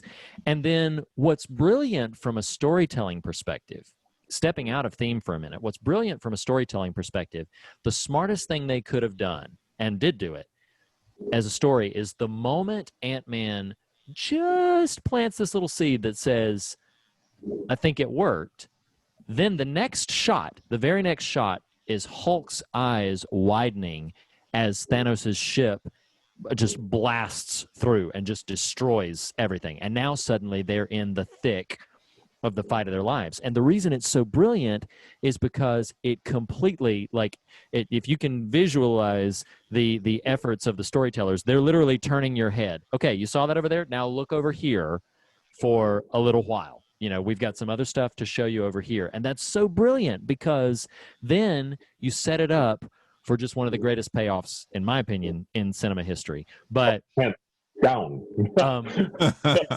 And so but then, you know, when that pivot happens and then suddenly they're back in the throes of it, you get these great little touches, you know, Hawkeye running away from the Chitauri, and that, you know, that great little tunnel sequence. You get old War Machine and Rocket almost drowning under there as Ant-Man and Hulk are desperately, like, trying to stop everything from collapsing in on them. You get some really nice touching stuff with Nebula and Gamora and everything. Yep. And I'm getting all of the preamble out of the way so that I can pivot over to whoever wants it to go ahead and take us into the next big moment. Oh, are you I see a hand has gone up over there, and it's actually not Mr. Nathan Rouse's. Oh, I was like, wait, there's somebody else in there. Rita's referencing the Marvel Legends Captain America Endgame figure with Mjolnir raised high in the air at the moment. Meow meow. That's it. Meow meow. Yes. Do you see she's in WandaVision? Captain? No. I did not notice There's that. a wild cast. There's an adult version of the little girl, and Captain Marvel is in there as well. Interesting. So I only wanted to jump on this just because it is more. It's not frivolous. It was incredibly meaningful to me in the moment, but it does not dredge into heavy and deep. But you know, if I had to pluck a piece of the culminating fight between the Avengers Prime and Thanos in the theater, and you gotta envision a world where you could still do this, utterly full, opening night, the night before opening night, because I'm that guy, completely full, utter fans, and down the aisle from me, I'm going to shout out Sloane Snyder, Elizabeth and Stephen Haregrove, my two oldest kids, all there together. And because y'all, I know you two kind of know. You two kind of know. Kind of know. When I can get the electricity going in me and what it looks like. Like if anyone in my life, y'all have sort of seen versions of this or shades of it. The sparkles, you know, it's the sparkles of it. I don't care about sports at all whatsoever, but I'm a dude with energy that can get inspired and fired up, right? You know, it's Cap in a box beating a bunch of dudes senseless. And these are characters that have lived in my imagination for, I'm 40, almost 41 now, right at almost 30 years. Like I said after this movie, and I know you didn't ask for all this, after this movie, I was like, I could kind of be done with any other version of these characters with what they have done with this. But so I'm not a guy who gets into sports. I don't care about the Super Bowl and the football and all the things. So I'm not the person who responds viscerally to those sorts of things. I respond viscerally to comic book action movies done well. And especially the culmination of 10 years and 22 movies. Like, we're here for the thing. This isn't the Super Bowl. This is like the intergalactic Super Bowl, right? In terms of stakes and energy. So when this fight begins with Thor, Tony, and Cap against Thanos, you know this is a trap, right? Just as long as we're all on the same page. And Thor turns into a new version of himself. Yep. And again, I'm trying to isolate a moment. I'm working on it. I'm sorry. When Thor is being battered and beaten by Thanos, and he summons Stormbreaker, and it's this reckless, crazy fight happening. Thanos grabs Stormbreaker out of the air and starts hammering Thor with it. And this moment happens, and listeners don't realize I'm physically acting this out. This moment happens where Thanos is bearing the blade of Stormbreaker down into Thor's armor, and it is cutting through. And the scene, you know it, you love it, of Mjolnir in frame, full frame. And then it starts to rise. Now, I didn't know what was happening. In my head, I was like, because these things are happening super quick, I was like, wow, he's going to call Mjolnir too. That's kind of weird. And then it rises fully out of frame. It cuts back to Thor and Thanos, and Mjolnir flies and clonks Thanos in the dome. And then it comes flying back into Cap's hands in this transcendent, insane moment. Well, when the hammer starts rising, I totally skipped over the story I was trying to tell you. The hammer starts rising. The first thought is, oh, Thor's calling that. The second thought is, that doesn't seem right. The next thought, while the hammer is still in the frame, y'all, I start hitting my neighbor, who is my friend, yelling. I'm not making this up. I'm not dramatizing for the moment. Yelling, it's Cap, it's Cap, it's Cap. Oh my gosh. Because it just clicked in that moment, like, holy cow, we are literally and actually about to see this happen. Thanos gets hit in the head. It comes flying back. Chris Evans as Captain America, the Sentinel of Liberty, stands tall with the vibranium shields and the Asgardian Mjolnir, and it is gloriousness. No, it's wonderful. Yes. Loved it. God, Love it. Wonderful. Just had to get that out of my system. Yeah. Yes, you, sir, with your hand raised. You, Ian. And then just okay. So Sure, let's take them. Let's do it. okay. So that is just a piece. Reed is so sad right now and happy at the same time. I'm loving it. I'm loving it. All right. When the hammer comes, the Cap's hand and the floodgates, they're starting to open. They're just kind of like Your floodgates. My floodgates. So I'm like, dude, this is it. And then the camera goes on Thor, who smiles through blood, like teeth missing, beautiful, and says, "I knew it."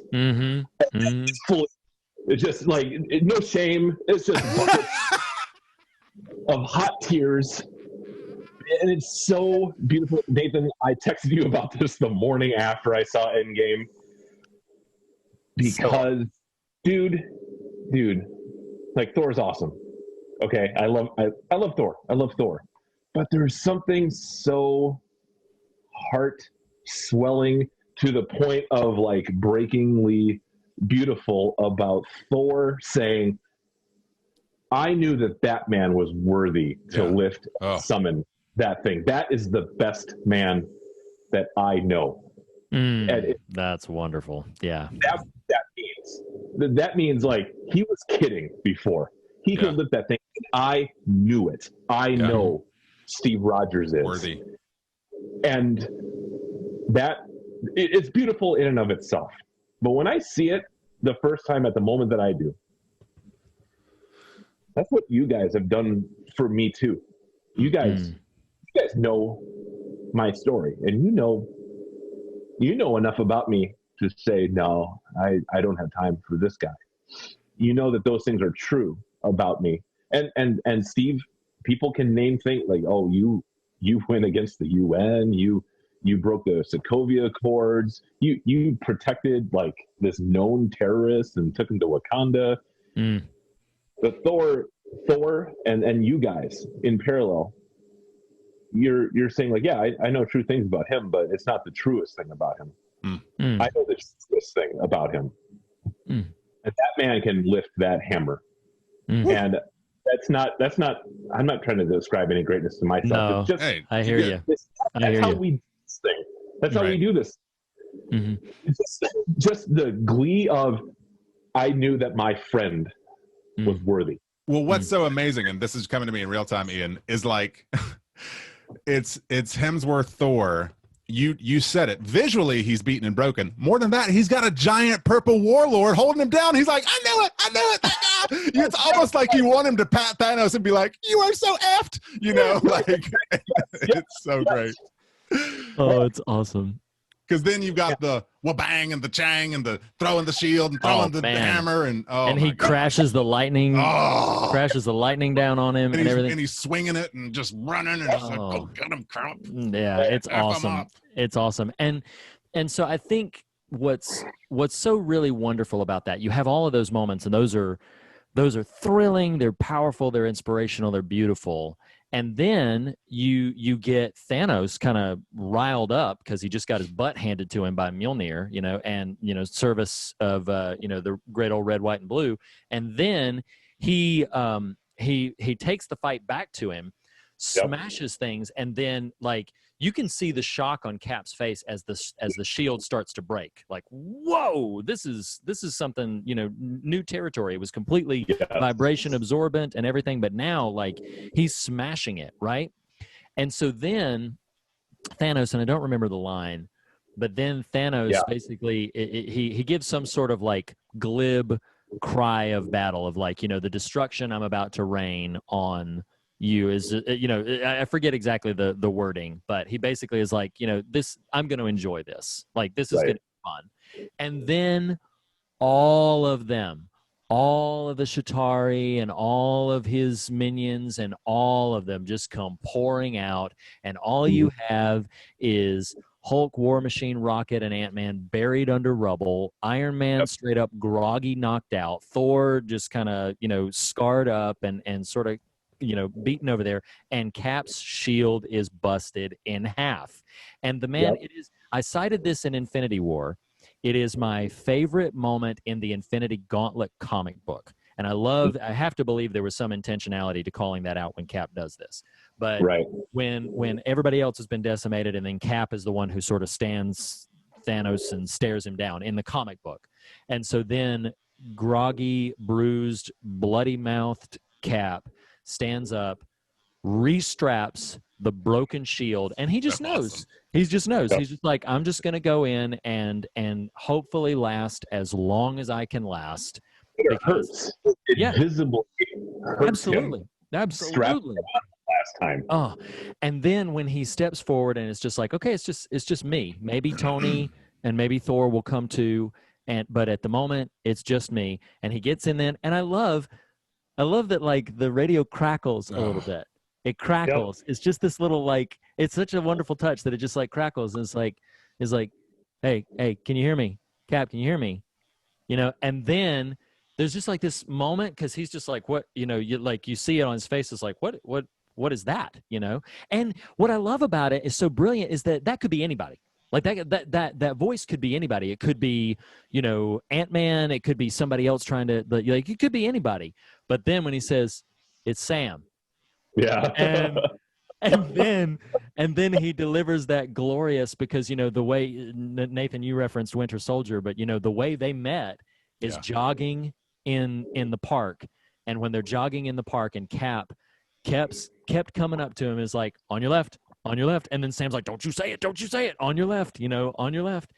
And so then Sam just busts out with one of the most glorious 3 words in any film. What is it, Ian? What are the 3 words? On your left. Oh my gosh. And then he turns, and when he turns, and it's like, well, if I can throw in there real quick, and then I want you to keep going, is from a technical standpoint, one thing I love about that, and maybe I'm a dummy, and that might actually be true, but the power of that moment is they've made you forget the snap, the Hulk snap. It's just long enough that you've forgotten that Hulk snapped, that Ant-Man said, I think it worked. And so even we, like, this, that rolling experience of, eternity washing over you in the movie theater while you're watching the game, you're like, oh my God, I can't take it anymore. And then on your left, haven't you like, I'm about to explode. It's about to happen with holy glory right now. And Or that was I'm just a mess between my sister and my wife. I just well, because that's the thing is like it can't get any worse. And then, oh my God, it cannot get any better Wow, that's great. because then it's like the portals begin to open up, and how wonderful! Yo, you're gonna have to just quiet the little Pentecostal boy in me because Go for it, little guy. Because Ant-Man. Because a king leads the charge. Gentlemen, Wow. a king leads the charge because the king of Wakanda is the first one that we see. Yes, there is a sort of a Falcon announcement, but the king of Wakanda steps forward first and just gently, with the ever so slight hint of a smile on his lips, nods to Cap, like, yeah, it's happening. This is real. Like, this is happening. This is happening right now. Cap's face is priceless. It's awesome. I'm not alone. No. And it's just this big, deep, full-bodied sigh, emotion that words cannot describe, just wash all over him. And then that's enough because you're like, oh man, that's awesome. But then, oh my God, portal after portal after portal. And they did it. They did it so brilliantly because then you've already seen Black Panther and the Dora Milaje and the Wakandan army. You've already seen all that. And then that glorious cape of Doctor Strange as he floats through it. And then you see like, oh my God, and with him are Drax and Star-Lord and Mantis is there. And then Spider-Man comes swooping in. And it's just like, and it's just like one after another, after another, after another. And the music is perfect. And portal after portal after portal. And then in all of that, and that's the perfect moment for Ant-Man to become Giant Man and lift our three heroes under the rubble up. Tony is rousing and waking and seeing everything happen. Thor comes and joins the throng. And then just like all of them are there. And you love I love the look on Thanos' face too, because you just see him like just look from portal to portal to portal. Culminating in what? Don't leave me hanging. No. I will. But what, Ian? What? Well, and within this army assembling, there's Asgardians, like in full armor arriving. The Valkyrie, That breaks my heart in the best possible way too. Like these dignified Asgardian warriors are coming for their vacant, disappointing king who plays Fortnite in his hut and gets drunk all the time. For Thor, you know, like it's there. I knew it. To him. Right. Absolutely. Yeah. Just everyone has each other's back in the moment where they all need it, and they are unbeatable. Yeah, and then he, you see the whole lineup, and you hear it. You hear the dun dun dun dun dun dun dun dun. Dun, dun, dun, dun, dun, dun, dun, dun, dun, and then he goes and he I needed this. And he collects it and he's like, Avengers, and then my God. Mjolnir comes to him, and then almost under his breath, assemble. And what a choice. What a choice to have that be the only time you ever hear that iconic line fully in the entire MCU. They nod towards it in Age of Ultron, right? At the end of Ultron. So they nod towards it at the very end of that. But to have saved that for that long and it not be delivered as this pell-mell cry, but as this controlled, precise scalpel ready to F up some aliens. It is insane how they pull that off. And before you get to it, Ian, do you notice in that shot when the quiet assemble happens, it's Thor who loses his friggin' mind. He's first. He starts screaming and joins the charge. It's amazing. Awesome. God, so fantastic. And then and we could spend the moments if we needed or wanted to, but then it's just like then the actual fight you get is so outstanding. It's so incredible. Like everybody gets their moment, you know, like Hawkeye running with the thing and be like, what do I do with this thing? And then Black Panther's like, give it to me, you know, like, and then, you know, like, and I have to mention, because they have this great little sequence of things and the highs and lows of battle and the you really feel like everything is being put into its paces. But before the last big one, there are two other, well, maybe three, gosh, maybe more. But there are two moments that I think of that where my heart again just sort of like pivots a little bit. And one of them, the first of them, is everybody's fighting. There's tumult, and then all of a sudden, the big ship up at the top stops for a second, and all the cannons like pivot. All the cannons pivot over to somewhere else, and they're blasting. And even, you know, like Tony gets this line like, "What are they firing at?"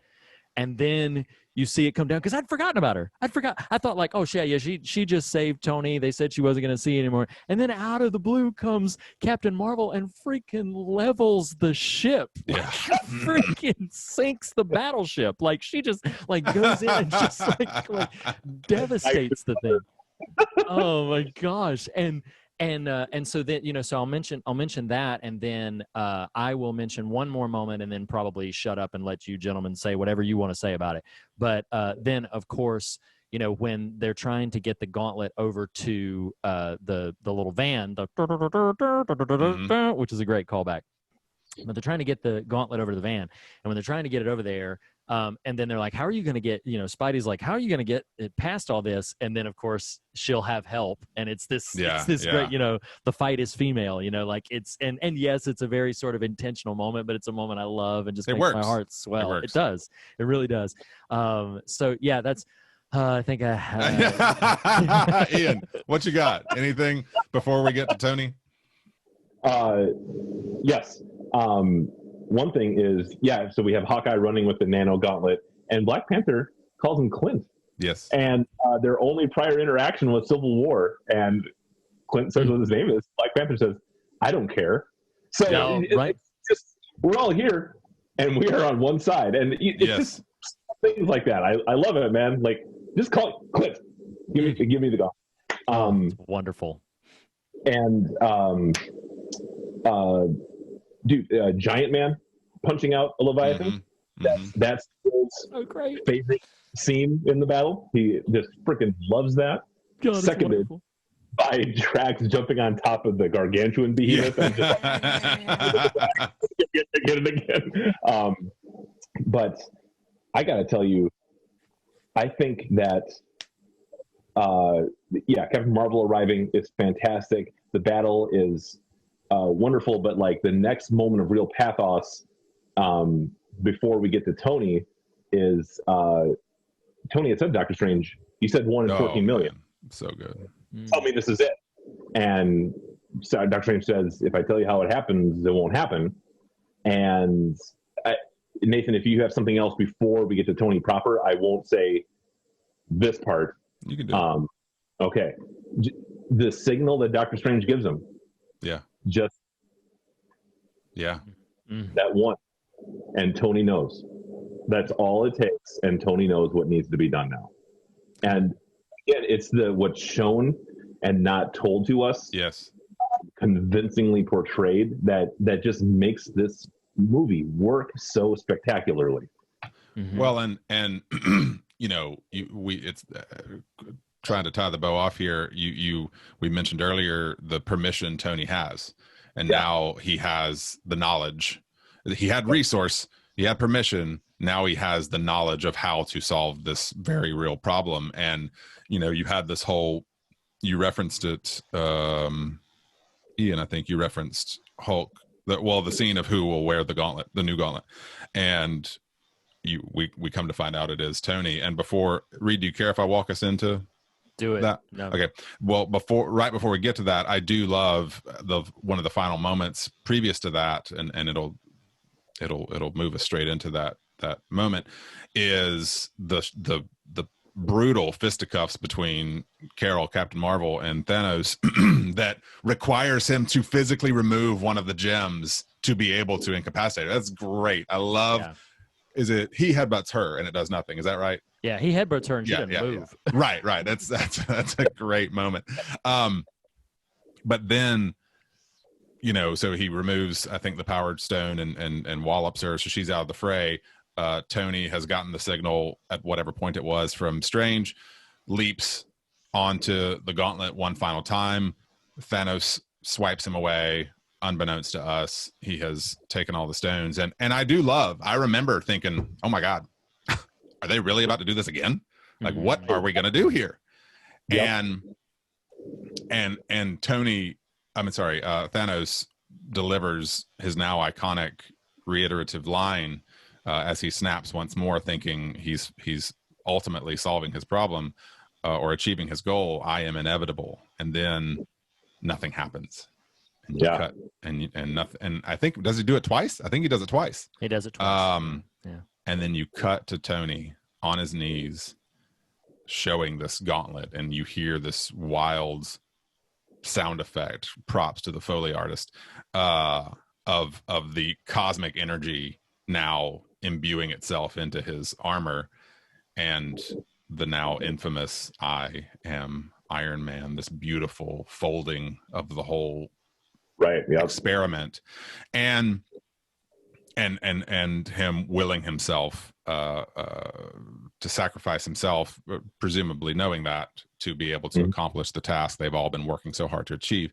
And, you know, in a normal given episode of The Fear of God, this is where we're going to talk about theme. And I spent a lot of time, and I would welcome anyone jumping in here, but I want to lay some scaffolding of, I've thought a lot about this In the Morning series we've been in, and learning how to lose, and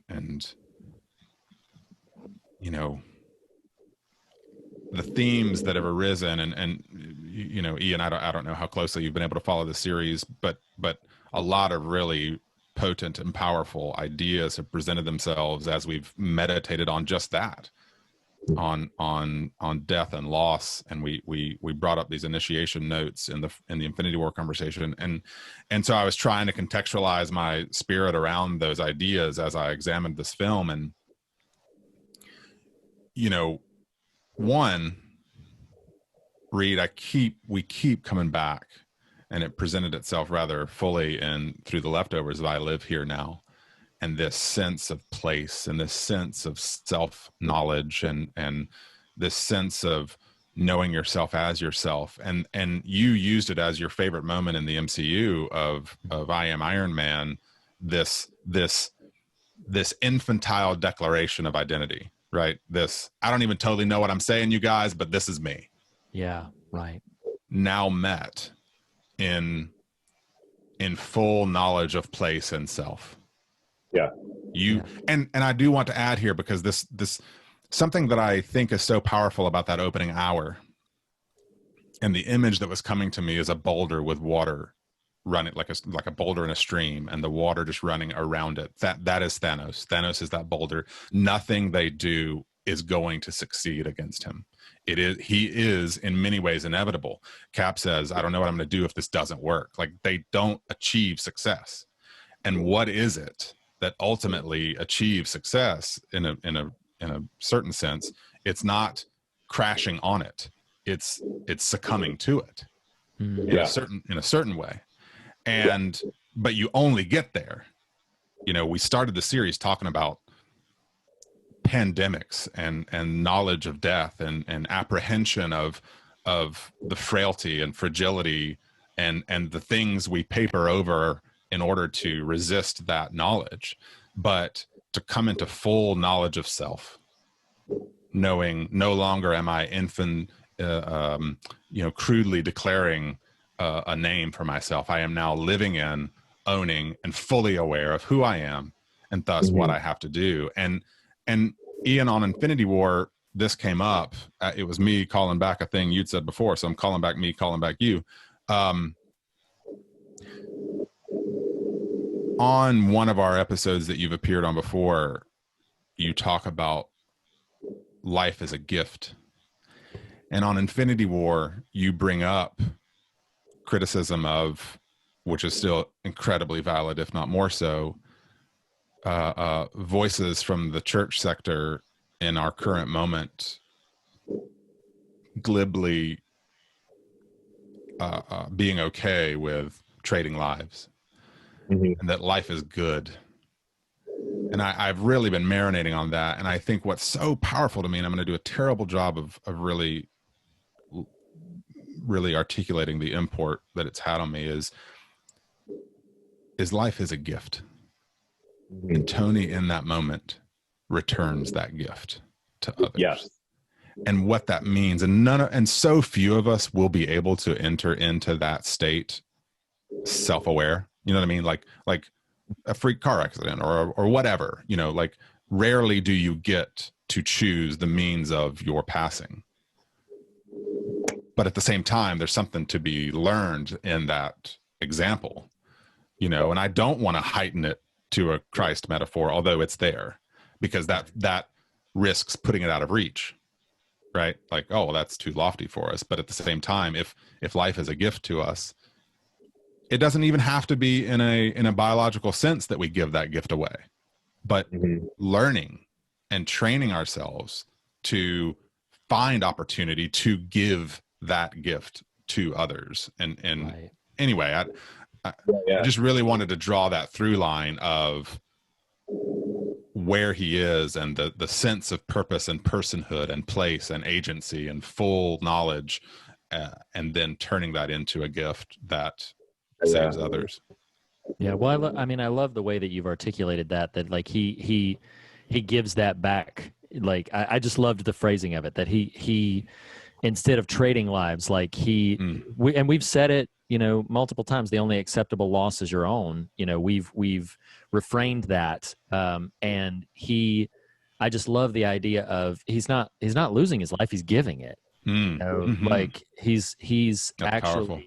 he's, you know, he's not succumbing. This is very much the choice. This is you know, you talked earlier, Nathan, about like, you know, the destiny or you know, destiny by choice as opposed to hero of destiny versus hero of choice. Yes, hero of destiny versus hero of choice. And he is absolutely the hero of choice in that moment. Like he knew what he was doing. You see it on his face before he goes and collects the stones and does it immediately. And of course, you know, they have these really touching sort of send-offs with the people that mattered the most to him in his closer circle, with the exception of Happy, because Happy's just not there. But you know, then Pepper saying, "We're going to be okay. That's amazing. Oh my God. You can rest now." You know, and it's and I feel like, you know, there's so much. Let it out, Ian. Let it out. Yeah, go ahead. Yeah, go ahead, Ian. Yeah. I don't want to cut you off. I don't want to cut you off. No. Well, all the feels. Yeah, all the feels. You know, and the spiritual connecting points that I see in so much of this, you know, and again, I'm not going to sermonize it. And the last thing that I want to do is like baptize Avengers Endgame in all of this Christian metaphor. But there's so much to, like, as I see it, the three things that come to me is first of all, a king leads the charge, which I've already said, you know, so that's that. All that has been taken is restored. So that's another thing. And then if there can be a character that is classified in, there are two characters, two heroes, if you were, that are very deliberately in their story and in their narrative arc classified as sons, and that's Star-Lord and Tony Stark, classified as like a son. That archetype, yeah. And so the son gives his life, and then a stunned, utterly defeated, devastating, inevitable death dusts away. Just completely, just like he sits down and it just evaporates. It just all dusts away.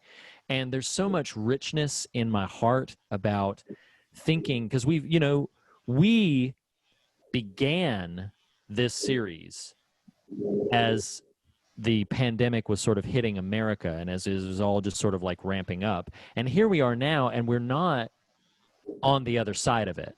We're not we are still very much in the thick of it, and this is just the scheduling and the timing, and this is just very much the thick of it. But the hope and anticipation that we have. I remember saying when people thought that Infinity War's ending was like cheap because it's like, oh, they're just going to undo it. And I was like, well, it's not, it can't be. And I said this when Infinity War came out and Endgame had not come out yet.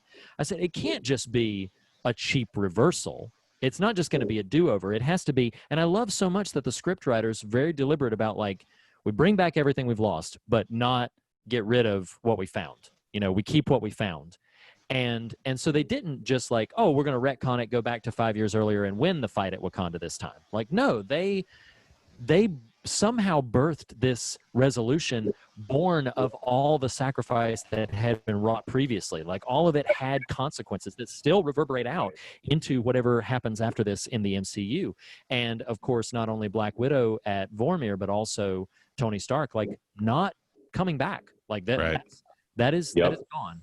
And I feel like there is so much hope and power to reflecting on the fact that even the inevitable end, there's a chapter after that. And I'm not talking about pie in the sky heaven. I don't know what it looks like. I don't know what it feels like.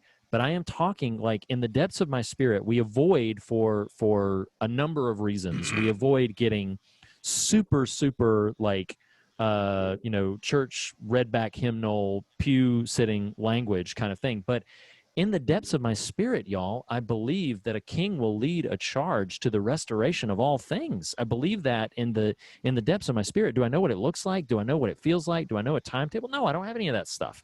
I don't have any of that stuff in my pocket.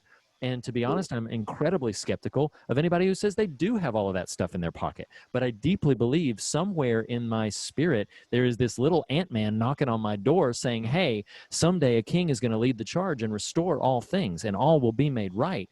And that is sometimes the only thing that keeps me, holding on and doing good and being not weary in well-doing and all of that. And it's like that sometimes I am just believing that there is an on your left coming, and it's just the metaphor works. Avengers Endgame didn't make me a Christian, but the metaphor works in so many different resonances with things that like sort of touch into my spirit. It means so much significance, and yes, the giving of our lives, the giving back of our lives, the understanding of I live here now, and the identity that we wrap all of that in, all of the I knew it's, all of the worthies, all of those things coming together to saying this will be made right. Yeah. All of this will be made right. And it will be made right in such a way that it is not just a snap your fingers and forget everything. No, it's a knowing restoration, a knowing calling back and culminating into, being made whole once again. And that's Ian's my Endgame talk. holding Yeah. Mjolnir. He's absolutely, yes. Swing it, brother. Swing it, brother. I'm going to connect everything that you just said, Reed, with remarks that you made, Nathan.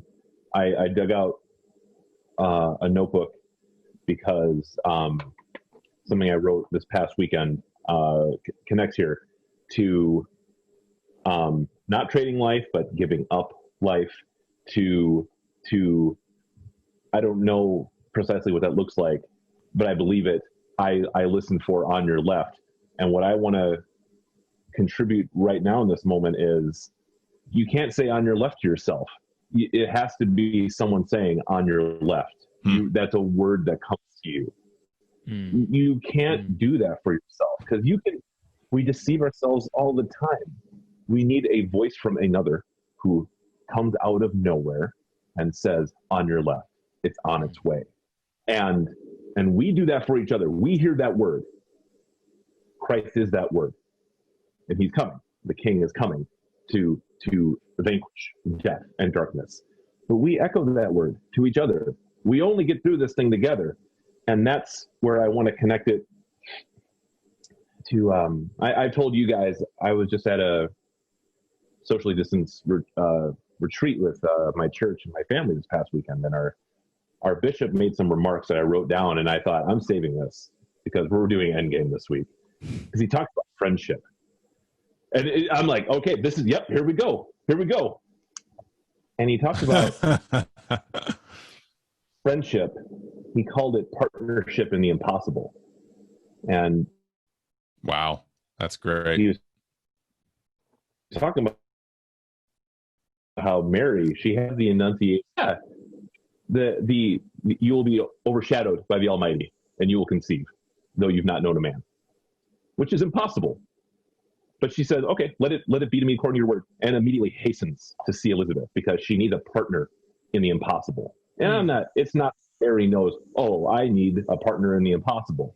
That is the impulse that arises. So she hastens to the hill country to see Elizabeth, and Elizabeth says, blessed are you because of the fruit of your womb. Like, I also am with child.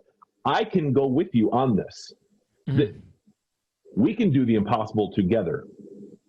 Mary needs Elizabeth to say on your left.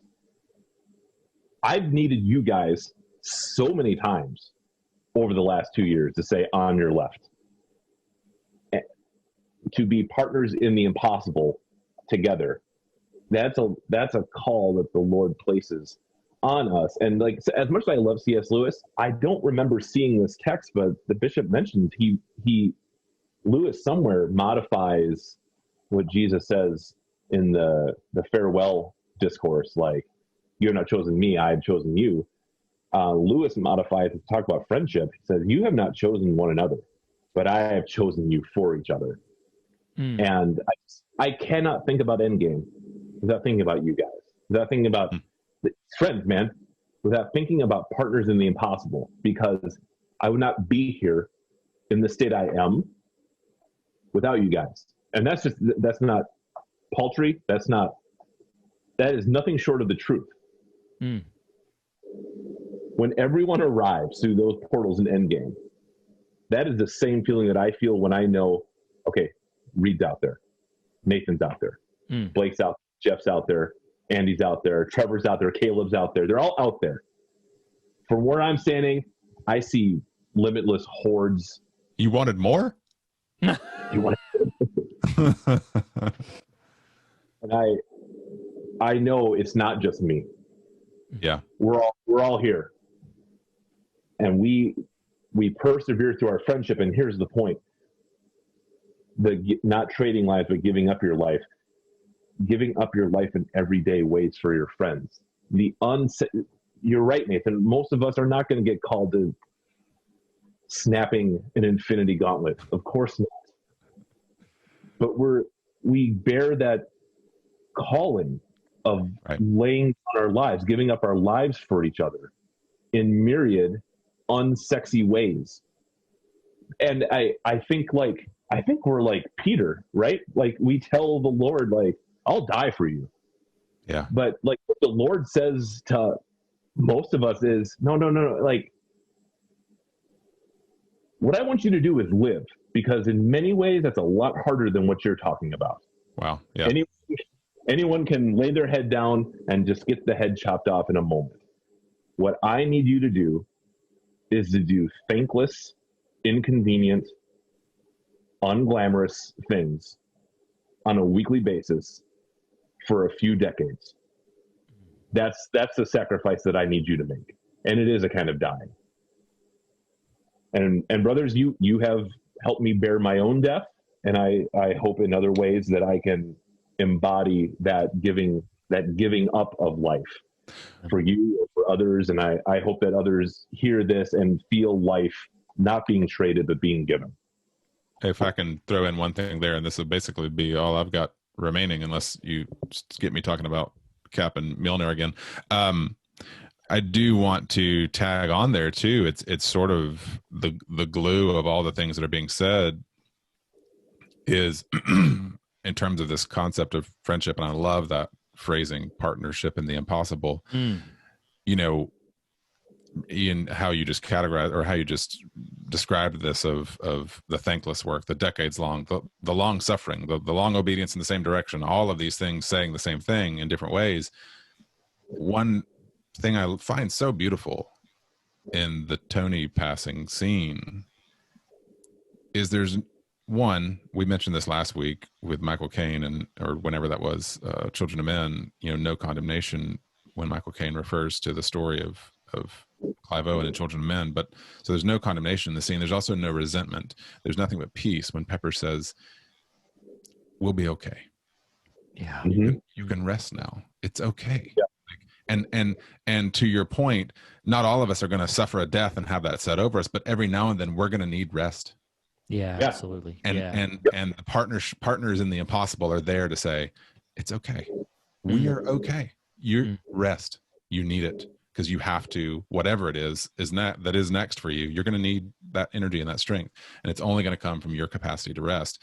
And I just love the way Gwyneth Paltrow delivers that of it's not resentful. It's mournful for sure, right? But it's not pained. It's not, as you pointed out earlier, Ian, talking about their scene, in the composting scene of she knows we are partners together. This is not, I was under no delusion about the possibilities inherent to this work. And again, we risk elevating ourselves to gauntlet wielding superheroes at the same time saying we should operate under no delusion about the risks inherent to the daily work of life. Oh, absolutely. Absolutely. Yes. But that is what it is, the scriptures tell us that greater love hath no man than that he lays down his life for his friends. It is. And scripture says elsewhere that faith is the substance of things hoped for and the evidence of things not seen. What is a life of faith but partnering in the impossible? And that is not born of grand illusions. It is not born of mighty sweeping epics. I mean, that's Thanos language right there. I want to, remake a grateful world. That's Thanos language right there. But partnering together in the impossible, that is how we bring everybody home. That is how we shepherd a new beginning into tomorrow.